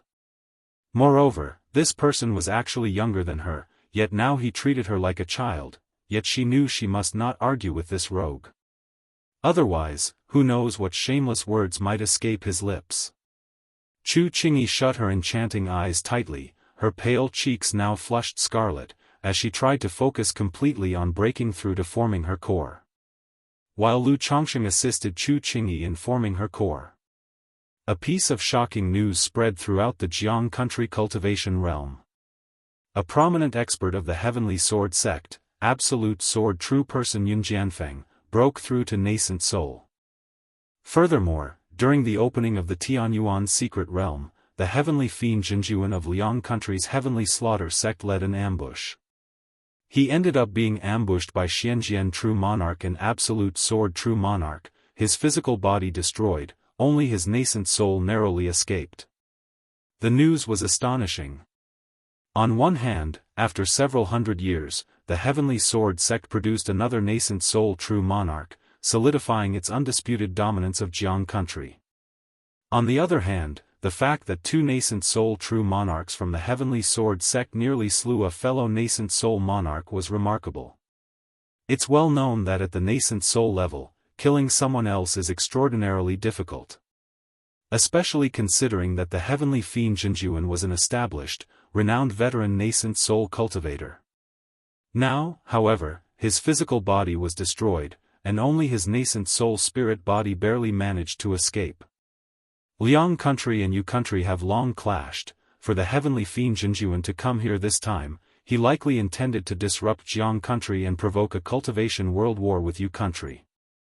With his physical body destroyed, it's unlikely he'll recover in less than 30 to 50 years. Not just that, I heard the Heavenly Fiend Jinjuan relied on a secret technique to escape by merging into the void with his nascent soul. It might take him 100 years to fully recover.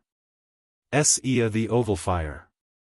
Et website on Google to access chapters of novels early and in the highest quality. If you find any errors, ads pop up, ads redirect, broken links, non-standard content, etc., please let us know to report so we can fix it as soon as possible. Chapter 13-15, as expected of Xianjian True Monarch, who once held off two nascent soul True Lords from Jin Kingdom single-handedly, and now almost killed Heavenly Fiend Jinjuan with Absolute Sword True Monarch. After this battle, Liang country and Yu country will probably remain quiet for some time. This news, although sensational, only circulated among the upper echelons of the cultivation world. Ordinary qi-refining loose cultivators were completely unaware of such matters. However, while some rejoiced, others were saddened. Besides these two sensational pieces of news in Jianghu country's upper circles, many family forces received bad news. Their family patriarch or nascent soul seed had fallen in the Tianyuan secret realm. Lu family ancestor, Lu Chongqing, was hunted by a nascent soul immortal in the Tianyuan secret realm and died within the realm. Indeed, this is absolutely true. My seventh uncle's cousin is the ancestor of the Jin family at Golden Dragon Ridge, and he confirmed it. I heard the Sima family at Profound Martial Ridge also vouched for the truth of this matter. Shortly after, news about Lu Chongqing of Blue Lake Mountain spread rapidly in the Qingyun region. This news instantly attracted attention from various family forces, coming to Blue Lake Mountain to verify its authenticity. Faced with this situation, Lu Miaoge was already prepared, and the first to dispel the rumors outwardly. She even showed the soul lamp of her husband to some acquainted family patriarchs. The unextinguished soul lamp indicated that Lu Chongqing was still alive. That same day, Lu Wangshu went to White Tiger Mountain, found her elder brother Lu Pingan, took the 9 Netherhound, and headed towards Golden Dragon Ridge. Boom! Lu Wangshu directly unleashed a 3rd-rank talisman against the Jin family's mountain gate, causing the great formation at Golden Dragon Ridge to rumble violently and spiritual light to flicker. Though my father had some unexpected encounters in the secret realm, he will return soon. If your Jin family dares to provoke or spread rumors again, my Blue Lake Mountain will level your Golden Dragon Ridge. Lu Wangshu, dressed in a pink and white skirt, with blue silk hair flowing elegantly, appeared like cold jade under the scorching sun, stood tall on the green jade Luan bird, and said coldly, "Level my Golden Dragon Ridge? Such arrogance." A Jin family elder shouted coldly but did not come out to face the enemy, merely activated the family's great formation. Months ago, Lady of the Lu family, Ling Zixiao, set up formations, and alongside Lu family's eldest son Lu Pingan, they suppressed Patriarch Sima of the Sima family, Sima Tong. The talisman formation technique of this talisman fairy, if compared to the Lady of the Lu family, is perhaps not inferior in the slightest, possibly even better. At this moment, with the brother and sister duo arriving, the Jin family was indeed not a match in direct confrontation. Even if Ancestor Jin Zan accepted the challenge, if he got trapped in the formation, he might meet the same fate as Patriarch Sima.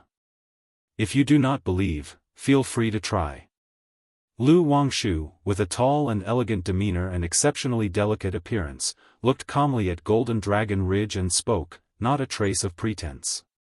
Tell Jin Zan, back in the day, my parents could easily suppress him, today, my brother and I can do the same. If he is not afraid of death, feel free to come out and try. After saying this, Lu Wangshu turned to Lu Pingan and said, "Let's go, big brother." Then, without even glancing at Golden Dragon Ridge, she rode away on the green jade Luan bird, leaving with her brother Lu Pingan and the 9 Netherhound. CTH Novel Fire. Net ** website on Google to access chapters of novels early and in the highest quality. Damn it! Amir Jr. dares to insult my Jin family in such a manner. This is outrageous. The Jin family elder watched the two leave peacefully, his face extremely unsightly. Lu Wangshu's behavior and words were a blatant slap in the face. By slapping their Jin family's face, they were establishing their might. I didn't expect the Lu family to be so assertive. With Lu Pingan and Lu Wangshu, even if Lu Chongqing really fell outside, it's difficult to shake the position of the false core family of Blue Lake Mountain. Alas, what virtue or ability does Lu Chongqing possess to have such a pair of children? The momentum of the Lu family in Blue Lake Mountain is already established. After this news spread, many nearby family forces sighed. Knowing that unless the Sima family of Profound Martial Ridge, or the Yuan family of Great Ape Mountain, completely fell out with Blue Lake Mountain and went to war. Otherwise, even without Lu Chongqing, the current power of Blue Lake Mountain is not something ordinary forces could provoke. And not long after, another piece of news spread. Jin family ancestor Jin Zan was also seriously injured in the Tianyuan secret realm, thus not daring to come out to fight. I wonder if this Jin family ancestor is truly injured or just feigning injury. I heard that ancestor Jin was indeed injured, but it's not too severe. I wonder if the Sima family would still act against Blue Lake Mountain. Things between the two families ceased not long ago. Even if the Sima family wanted to act, they wouldn't do it openly. Now, with Blue Lake Mountain owning 4 spirit lands and establishing a chamber of commerce, relying on Lu Pingan and Lu Wangshu alone might not hold the position. Although Lu Pingan and Lu Wangshu retaliated strongly, the disturbances were not yet settled. Many family forces paid attention to the situation at Blue Lake Mountain, wanting to see if the Lu family had the ability to stabilize the current situation. After all, many families had good relations with the Lu family not only because of Lu Pingan's false core level combat power but also due to Lu Chongqing, the 3rd-rank talisman master. Meanwhile, at the Heavenly Sword sect, Lu family's eldest son, Lu Pingan of Blue Lake Mountain, at such a young age achieved quasi-third-order body refining, and alongside the lady of the Lu family, Ling Zixiao, suppressed Sima family patriarch, Sima Tong at profound Martial Ridge, a woman about 26 or 27, with slender eyes and bright lips, whose face was charming and heroic, and tied a high ponytail, heard the news, and slightly frowned. Blue Lake Mountain, Lu Pingan, she pursed her bright lips, went to the Heaven Net Tower of the sect, took out her identity jade, and asked aloud, "Is there detailed information on Blue Lake Mountain? If you find any errors, ads pop up, ads redirect, broken links, non-standard content, etc., please let us know to report so we can fix it as soon as possible." Chapter 13:16, Bihu Mountain. 40 years ago, the Lu family ancestor, Lu Chongsheng, seized it from the Yu family and established the Blue Lake Mountain Lu family, where his family, Qin Yi, focused on the jade slip in her hand, which contained information about Bihu Mountain. When she saw only a brief mention about the Lu family's eldest son, Lu Pingan, she asked aloud, "Senior brother, is there any detailed information about Bihu Mountain's Lu Pingan?" "Bihu Mountain, Lu Pingan?" "Junior sister, wait a moment." Moments later, a disciple from Tianwang Tower handed her a jade slip containing the information. The content inside about Lu Pingan was sparse, covering only his physical appearance, identity, and current combat strength. As for his personal history, there were only 2 items: defeating the Tao family patriarch and the Sima family patriarch. "It's indeed him, Sar the Novelier." N.E.T. website on Google to access chapters of novels early and in the highest quality. When Qin Yi saw the tall, robust, and stalwart-looking young man detailed in the jade slip, her expression froze momentarily, and she lightly pressed her lips together. Years ago, after parting ways with Lu Pingan, she began her journey toward the Heavenly Sword sect. Now that she thought about it, she truly was like an untamed calf unafraid of tigers in those days. At the 4th level of Qi refinement, she dared to travel alone from the Qingyun region to the Heavenly Sword sect to seek apprenticeship. If not for the stack of talismans and 3 bottles of elixirs Lu Pingan had given her upon parting, she probably would have perished halfway there. Even so, it was sheer luck that she encountered an elder from the Heavenly Sword sect. Otherwise, joining the Heavenly Sword sect was nearly impossible. Not only did he succeed in embarking on the path of cultivation, but he has also grown to such an extent. It seems he must have some kind of latent spiritual root, or even a spiritual body. It was just that his spiritual root was dormant back then, which prevented him from cultivating. Looking at the depiction of Lu Pingan in the jade slip, Qin Yi murmured softly, her heart both relieved and at peace. After their parting that year, a sense of emptiness lingered in her heart, and she felt an urge to find Lu Pingan. But since they had parted, they had no way of contacting each other. Moreover, in her youth, she was also determined to find a way for him to cultivate despite being immortal. Yet, when she arrived at the Heavenly Sword sect and gradually gained understanding of cultivation, she finally understood the weight behind the words, the divide between immortals and mortals. In the world of cultivation, there indeed exist heavenly and earthly treasures capable of granting mortals spiritual roots. However, such treasures are exceedingly rare. Even nascent soul immortals and true lords may not be in possession of them. Still, she did not give up. After breaking through to Foundation establishment, she journeyed out of the sect, battling demons and slaying evildoers while seeking news regarding such matters. But 20 years passed with no significant leads. Who would have thought, upon returning to the sect, she would hear news of Lu Pingan starting his cultivation journey and advancing to such a level?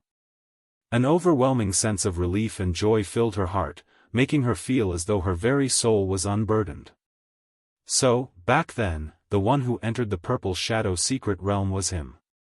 At this point, Qin Yi's willow-like brows arched slightly as she recalled her encounter with Ping in the Purple Shadow secret realm. At the time, her intuition told her that the person was indeed Lu Pingan. However, the other party denied it, and the notion of a mortal engaging in cultivation at the time seemed too preposterous for her to fully believe. Now, seeing that Lu Pingan had set out on the path of cultivation and had likely achieved quasi-third-tier body refining, her suspicions were finally confirmed. Why didn't he acknowledge me?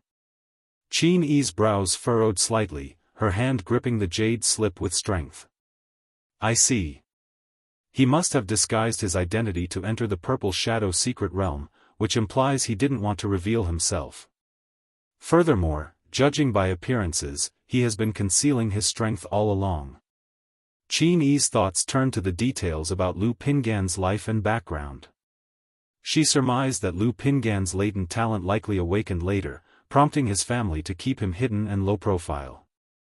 After all, in family factions, such situations were not uncommon.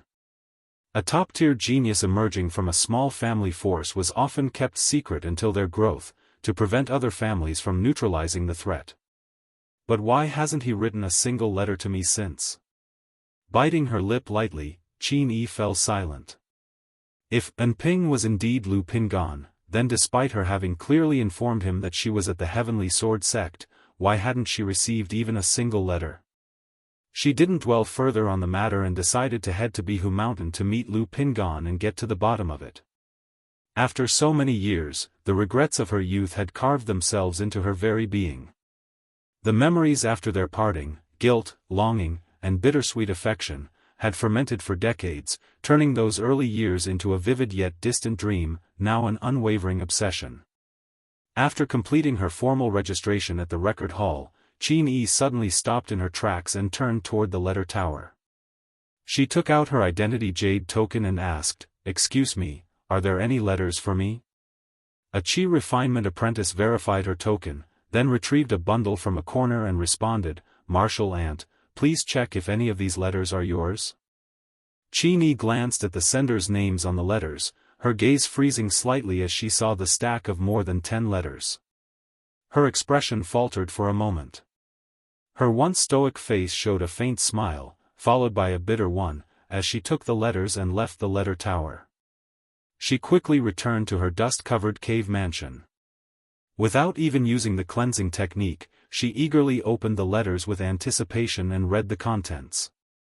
But as she read what was written inside, she froze completely, her face filled with utter bewilderment and disbelief. Misty Rain Market.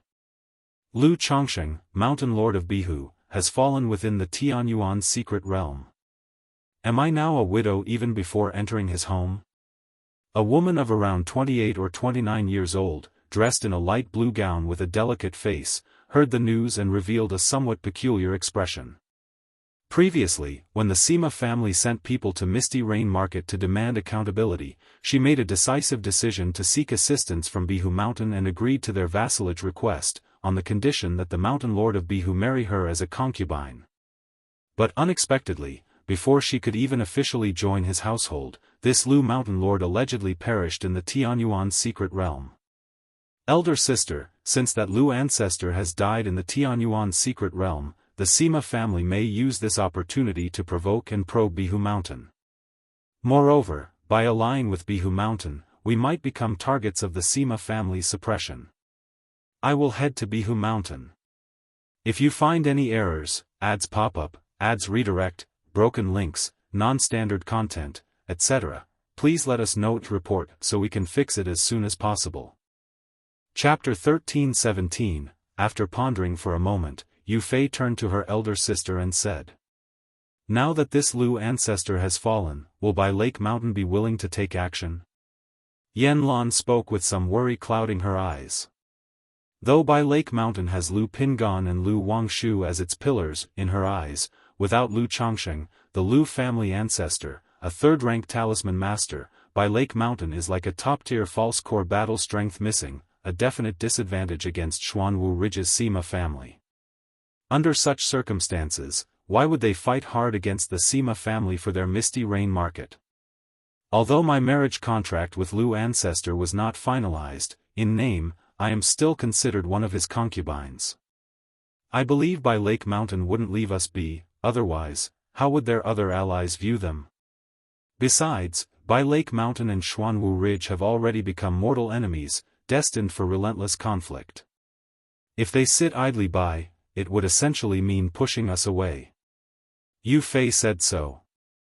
According to the tributes their Misty Rain market offers as a subordinate force, indeed, it shouldn't be worthwhile for Bai Lake Mountain to provoke enmity with Xuanwu Ridge's Sima family. But given their deep-seated rivalry, under this situation, if Bai Lake Mountain doesn't protect its own, it would be akin to weakening their own power. Fei Fei, how you've been wronged, Yan Lan heard her younger sister's words and sighed. Previously, when her sister suggested marrying Lu Ancestor as a concubine, she had disapproved, feeling aggrieved on her behalf. Now that Lu Ancestor's whereabouts are unknown, her sister still has to carry the title of a grieving widow-to-be, which truly pained her. What grievance could there be? Yu Fei gave a gentle laugh, utterly unconcerned. She felt hardly any sorrow for Lu Changsheng's passing. After all, she had only met this Lu Ancestor once. Though this Lu Ancestor was handsome and refined, a rarely seen beautiful man, and she would have been willing to marry him, it wasn't to the extent of love at first sight, nor the kind where one hears of his death and falls into despair. Moreover, her decision to become Lu Ancestor's concubine was purely out of self-interest. With his death, her benefits have indeed diminished, but it wasn't too much of a loss at least. Now she wouldn't have to be. Yu Fei looked at her elder sister beside her, wrapping her arm around her waist. Her shapely figure clung to her elder sister like a snake, breathing softly as she whispered, "Sister, it's just a title, it's not as if it affects anything. Besides, sister, didn't you oppose me marrying anyone else?" As she spoke, her lithe body shifted sensually against her elder sister's. Her crimson lips moved forward for a kiss, her breath faintly coming in pants. Then she opened her mouth slightly, taking Yan Lan's flushed earlobe gently between her teeth, softly nibbling. Fei Fei, Yan Lan's cheeks flushed deeply, her legs weakening. Soon after, her charmingly radiant face moved closer to her younger sister's red lips, kissing her passionately. Outside matters were entirely unknown to Lu Changsheng. At this moment, he was still wholeheartedly assisting Chu Qingyi in her core formation. With Chu Qingyi's comprehension of the seven luminaries' great freedom sword scripture and the aid of the yin-yang creation scripture, the two streams of mana integrated harmoniously, making Chu Qingyi's core formation process significantly smoother. Although achieving a first-grade golden core was still slightly challenging, the formation of a high-quality golden core was already certain. Thus, time slowly flowed by.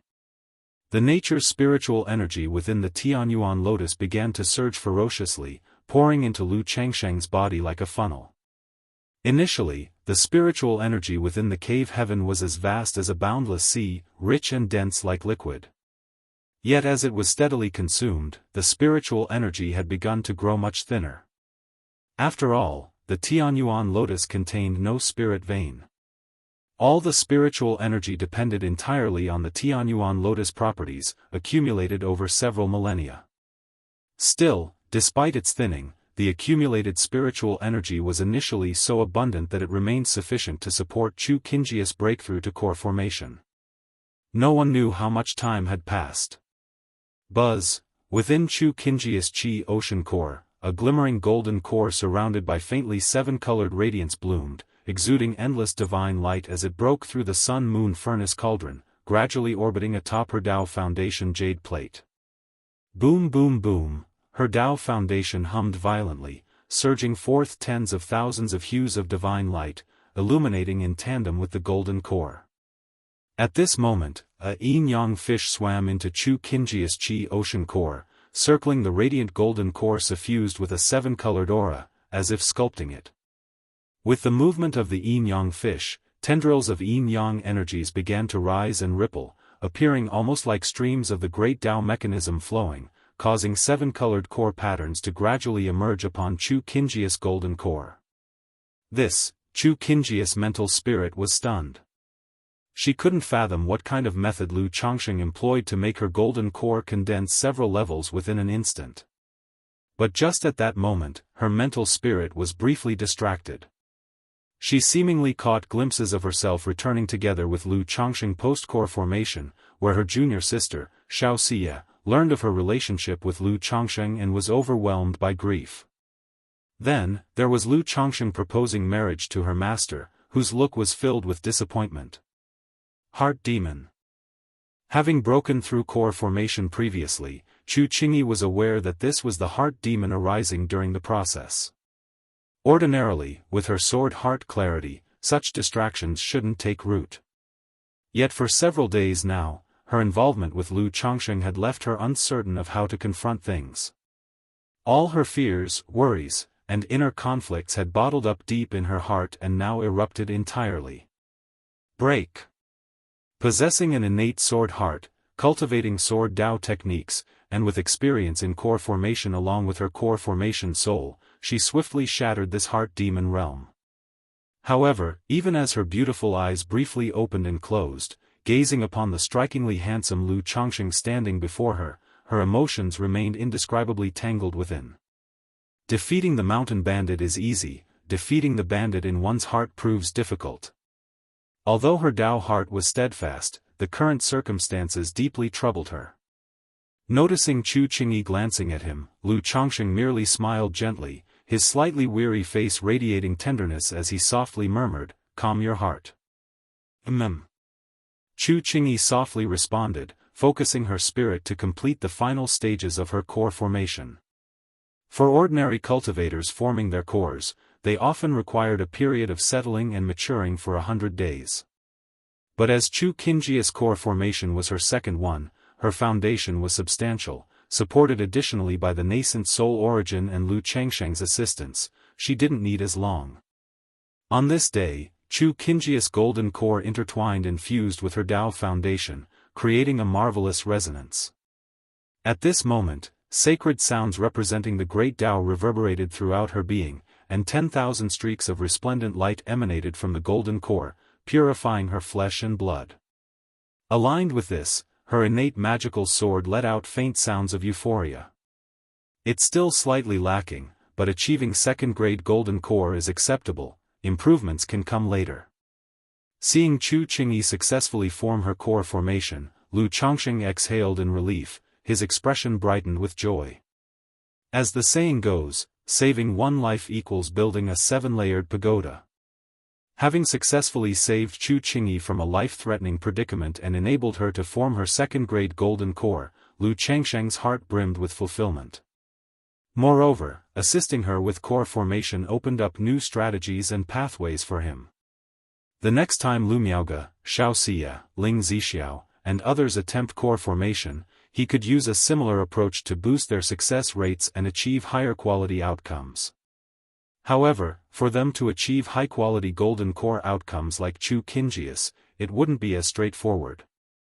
After all, Chu Qingyi's success hinged entirely upon Tianyuan True Monarch's nascent soul origin.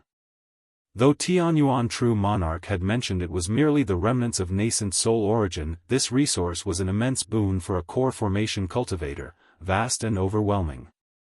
Not only did it heal Chu Qingyi's meridians and flesh, but it also helped her condense her second-grade golden core. Meanwhile, Lu Changsheng's cultivation level had risen from core formation second layer to the peak of core formation third layer. Ia the Novel Fire. Enter website on Google to access chapters of novels early and in the highest quality. Just one step shy of breaking through to core formation fourth layer. If I fully refined all this nascent soul origin, I wouldn't just reach the fourth layer, the fifth layer or even sixth layer might be possible. Lu Changsheng contemplated covertly. The nascent soul origin he transferred to Chu Qingyi's meridians and Dantian had caused substantial wastage.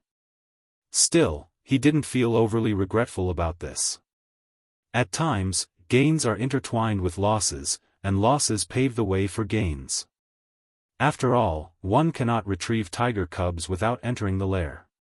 Yes, the comparison of Chu Qingyi, this fairy resembling flawless jade-like buns, to a tiger's den seemed apt. Thank you, Lu Daoist. At this moment, Chu Qingyi slowly opened her bright and clear eyes, speaking gently to Lu Changsheng, though clearly unsure of how to interact with him. Heh, congratulations to my dear Qingyi for forming her high-quality golden core. Lu Changsheng casually wrapped his arm around the bowtie's waist, planting a kiss upon her flawless cheek, his tone tender. Chu Qingyi gently furrowed her brows, unsure how to converse with Lu Changsheng. Their interaction felt overly intimate, and she feared he might soon blur the lines entirely and say something embarrassing. Yet speaking as they might normally would seem distant, a hurtful stance. Qingyi, you've just undergone core formation. Focus on consolidating your realm. Lu Changsheng observed her slight discomfort. Understanding that haste wouldn't help, he decided to allow her time to adjust gradually. Moi. Lu Changsheng stood up, donning his robe, preparing to investigate whether this cave heaven might hold other valuable items. After all, Tianyuan True Monarch had mentioned leaving behind some heavenly and earthly treasures. If you find any errors, ads pop up, ads redirect, broken links, non-standard content, etc., please let us know to report so we can fix it as soon as possible. Chapter 13:18, Lu Changsheng stepped into the palace. Though the interior was simple, it was fully equipped, with facilities for alchemy, artifact refining, cultivation quiet rooms, and more. Evidently, Tianyuan True Monarch's second nascent soul not only cultivated here but also immersed himself in mastering the 100 arts of cultivation. He entered the alchemy chamber. Sir the Oval Fire. Et website on Google to access chapters of novels early and in the highest quality. At the center stood a massive white golden alchemy furnace, supported by 3 legs, with 36 engraved golden crow divine birds radiating an ancient and profound aura. What an extraordinary alchemy furnace! Lu Changsheng's eyes gleamed as he instantly recognized the uniqueness of the furnace. He stepped closer for a detailed observation and determined that this furnace was likely a 4th-rank alchemy furnace.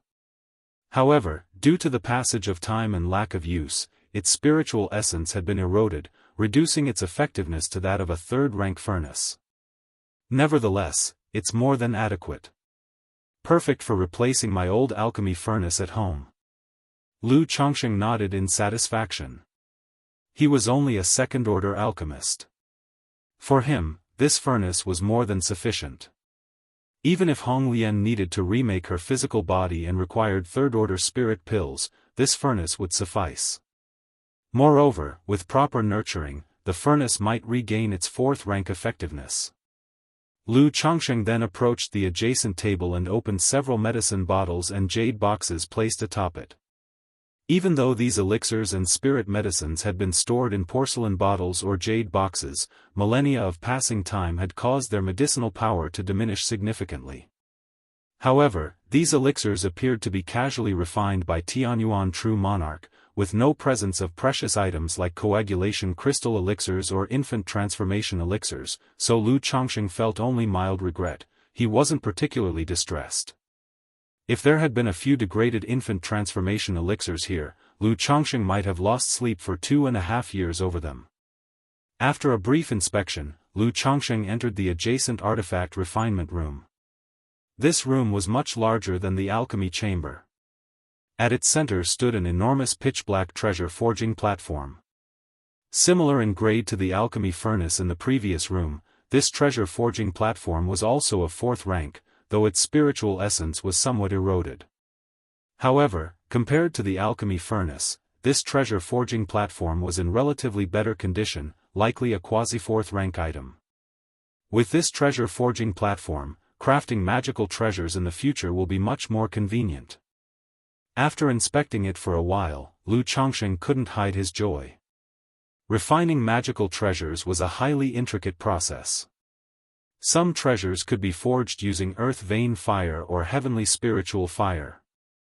Others required specialized tools like treasure foundries and forging platforms. This treasure forging platform created by Tianyuan True Monarch undoubtedly possessed impressive capabilities. It was equipped for quenching, refining, fine refining, smelting, pattern integration, molding, treasure consecration, and more. With this treasure forging platform, his top-tier 3rd-order artifact refining skills could now be perfectly executed. Then Lu Chongsheng turned to the materials stacked in several corners of the room. There were various ores, magical treasure materials, and demon beast bones, among others. Frost mysterious iron, fire prime copper, thick earth iron essence. Lu Chongsheng examined these exceptionally rare heaven and earth spiritual materials from the outside world, along with some materials he couldn't name. Could this be the claw of a fourth-rank great demon king? At that moment, Lu Chongsheng spotted a massive blood-red claw as large as 10 feet. Upon closer inspection, he felt an intimidating aura emanating from the claw. Even after thousands of years, this claw still radiated a shocking presence, something no third-rank demon king could achieve. It was highly likely the claw of a fourth-rank great demon king. No wonder so many people love exploring secret realms. Gains like these are undeniably captivating. Looking at the rare spiritual materials before him, Lu Chongsheng exhaled deeply, feeling a sense of awe. Initially, he believed his system made him indifferent to secret realm opportunities. But now, he could only admit, it was truly tempting. Even so, he still wouldn't risk venturing into secret realms merely for potential gains. After all, how many such fortunate encounters exist like the Tianyuan secret realm in the cultivation world? With these materials, he'll never have to worry about crafting magical treasures again. If I wished, I could even forge 3 to 5 magical treasures for myself. Magical treasure materials were unlike elixirs. Even with spiritual erosion, their degradation wasn't too severe. Demon beast tendons, bones, and inner cores might suffer significant spiritual losses. But for gold iron ores, as long as they were properly refined and purified, the impact would be minimal. Full of anticipation, Lu Chongsheng moved to explore the other rooms. Next to him was a room dedicated to incense making, with an elegant and traditional ambience. It housed various kinds of incense sticks and sheets. However, Lu Chongsheng lacked expertise in incense making, so he refrained from testing their effects. After all, incense effects varied greatly. Some could calm the mind and spirit, aiding cultivation, others might induce hallucinations, cause deviation, or work as aphrodisiacs. Lu Chongsheng exited the incense-making room and entered the adjacent talisman room, where he acquired a third-order talisman brush. There were also jars of spirit ink and stacks of talisman paper. But due to their age, all their spiritual essence had waned, rendering them unusable. When Lu Chongsheng reached the wine cellar, however, he was overjoyed. Most heavenly and earthly treasures and spirit medicines would lose their spiritual essence over time without proper preservation. But spiritual wine was different. It could absorb nature's spiritual energy and ferment, making the spiritual energy in the wine more refined and potent, enhancing its quality. Lu Chongsheng opened a jar of spiritual wine.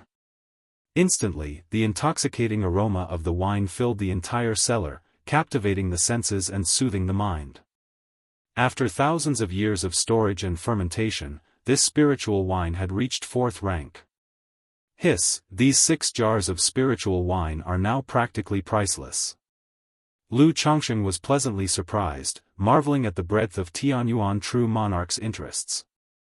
Alchemy, artifact refining, incense making, talisman making, wine brewing. Each skill reached at least 3rd rank. He entered the next room and saw 6 insect nests. If you find any errors, ads pop-up, ads redirect, broken links, non-standard content, etc., please let us know to report so we can fix it as soon as possible. Chapter 1319. Inside were many insect eggs, seemingly an attempt to cultivate spiritual insects. However, after several thousand years, these eggs had all lost their vitality, and Lu Chongsheng had no idea what kind of insect eggs they were. He shook his head and arrived at the final cultivation chamber. Inside, apart from a meditation mat, there was also a bookshelf with numerous jade slips and books displayed upon it. Yellow Dragon Immortal's Travel Notes, Record of Extraordinary People in the Southern Wilderness, Mystical Secrets of the Profound Heaven, True Explanation of the Heavenly Star Formation Path, Chongqing Puppetry Technique. Lu Chongqing gazed at the books and jade slips on the shelf with an expression of joy. Although Tianyuan True Monarch gifted me his cultivation technique inheritance, I simply lack the time and energy to cultivate it. To me, these casually collected travelogues, handbooks, geographical atlases, spiritual object manuals, and 100 arts of cultivation inheritances are far more valuable. Lu Changsheng's face shone with delight. While his family didn't lack cultivation technique inheritances, it was still lacking some foundational accumulation compared to the immortal sects. Especially in terms of knowledge, unless he emptied out a few immortal sects, it would be impossible to achieve such accumulation overnight. But now, with these texts organized, the family's foundation could rise to another level. Strategizing fate, is this a divination inheritance? At that moment, Lu Chongqing noticed a particular book and stared at it in surprise. The 100 arts of cultivation are vast and profound. Among them, if ranked by rarity, divination would definitely be in the top 3. However, inheritances in this field are extremely scarce and the threshold is abnormally high. Back then, he had even asked Hong Lian whether she understood the divination art. Hong Lian explained that divination is fundamentally different from other 100 arts. Only those with innate talent in this area can begin cultivation. If one lacks the talent, no amount of effort will be fruitful. Forcing oneself into cultivation could even lead to sudden death or complete insanity. There was once a nascent soul true lord who forcefully cultivated the divination art, for a time achieving minor success but ultimately becoming insane in their research. As such, even though Hong Lian had the qualifications to access the divination inheritance, she chose not to delve deeper into it. I wonder if I have the talent in this field. Sarch * The Oval Fire. Et website on Google to access chapters of novels early and in the highest quality. Lu Chongqing rubbed his chin thoughtfully. But upon reconsidering, even if he did possess the talent, he wouldn't have the time to invest in research. It would be better to wait until his family produced a descendant with divination talent. Who knows, maybe one day he'll draw a third-order divination. Lu Chongqing chuckled lightly, his attitude toward divination rather indifferent. This was because Hong Lian had previously explained much about it to him. He knew divination wasn't as impressive as one might imagine, it could only predict vague and general information. Frequent attempts to deduce heavenly secrets not only drain one's mental energy but also shorten one's lifespan and diminish fortune. Thus, many cultivators of the divination art do not live long, and their later years are often rather miserable. And this is only the dwelling of Tianyuan True Monarch's second nascent soul. If it were his actual cave mansion in its peak years, how astonishing would its wealth have been. Lu Chongqing glanced through the books for a while, filling his heart with emotion. These inheritances of the 100 arts were at least third rank, while the ones for alchemy, artifact refining, formation, talisman making, and puppetry technique reached fourth rank. Such inheritances would be priceless treasures in the outside world. Yet here, they were treated almost like ordinary books, casually placed on a bookshelf. After examining the books for some time, Lu Chongqing recalled that Tianyuan True Monarch also had a medicine garden. He immediately proceeded to check on its condition.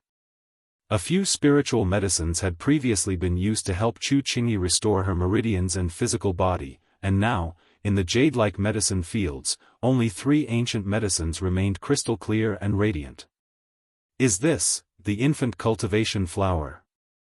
Lu Chongqing saw one with 4 leaves, emitting 5-colored light, its crystalline texture glimmering, and exclaimed in surprise. The infant cultivation flower, a top-tier nascent condensation spiritual item. It could nourish the nascent soul during the nascent soul process, increasing the probability of condensation and enhancing the quality of the nascent soul. According to Lu Changsheng's knowledge, once the infant cultivation flower grew 3 leaves, it could already be used as a nascent condensation spiritual item, improving the condensation probability by roughly 10%. This particular infant cultivation flower had 4 leaves, meaning it could increase the probability by 15% or even 20%. Its rarity was beyond measure. Aside from the treasure Emperor Lotus, this infant cultivation flower is probably my greatest harvest from this journey. Lu Changsheng's face was full of joy and excitement.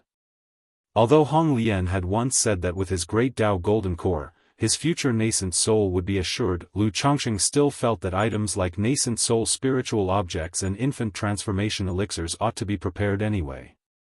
After all, if the chances of condensation were not at least 98%, what difference was there from outright failure? Could this be heaven-replenishing fungus? Lu Changsheng's gaze fell upon nearby Lingji, completely white and etched with faint golden patterns, and he furrowed his brows uncertainly. Back when his son Lu Chuanjin acquired a heaven-replenishing elixir and consumed it to enhance his spiritual root quality, Lu Changsheng had been paying attention to this type of elixir, wondering if it could be stably refined.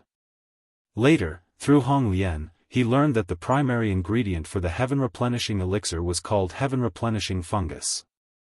I'll ask Hong Lian about it later. Lu Changsheng pondered silently. Although he didn't possess the recipe for the heaven-replenishing elixir and couldn't refine it himself, it was still incredibly gratifying to acquire such a rare spiritual medicine. Then his gaze shifted to the final spiritual plant, a somewhat chaotic vine emitting a flow of purple and golden light. Lu Changsheng couldn't identify it immediately. After all, the varieties of rare flowers and herbs ranked 3rd and 4th are abundant, and his knowledge in this regard remained limited. The reason he could recognize the infant cultivation flower and heaven-replenishing fungus was purely because Hong Lian had explained them to him. Nonetheless, this vine being placed alongside the infant cultivation flower and heaven-replenishing fungus clearly signified its extraordinary rarity. Lu Changsheng decided not to disturb the 3 ancient medicines. He planned to examine them further upon returning and decide whether to transplant them. If they proved useful to him, he could even cultivate them carefully using the myriad spirits bottle. Lu Changsheng returned to the hall's entrance. Chu Qingyi was seated cross-legged, stabilizing her cultivation realm. She was currently dressed in the azure robe embroidered with cloud patterns that she had worn during her golden core ceremony. Her long black hair was elegantly tied up, cascading smoothly down. If you find any errors, ads pop up, ads redirect, broken links, non-standard content, etc., please let us know to report so we can fix it as soon as possible.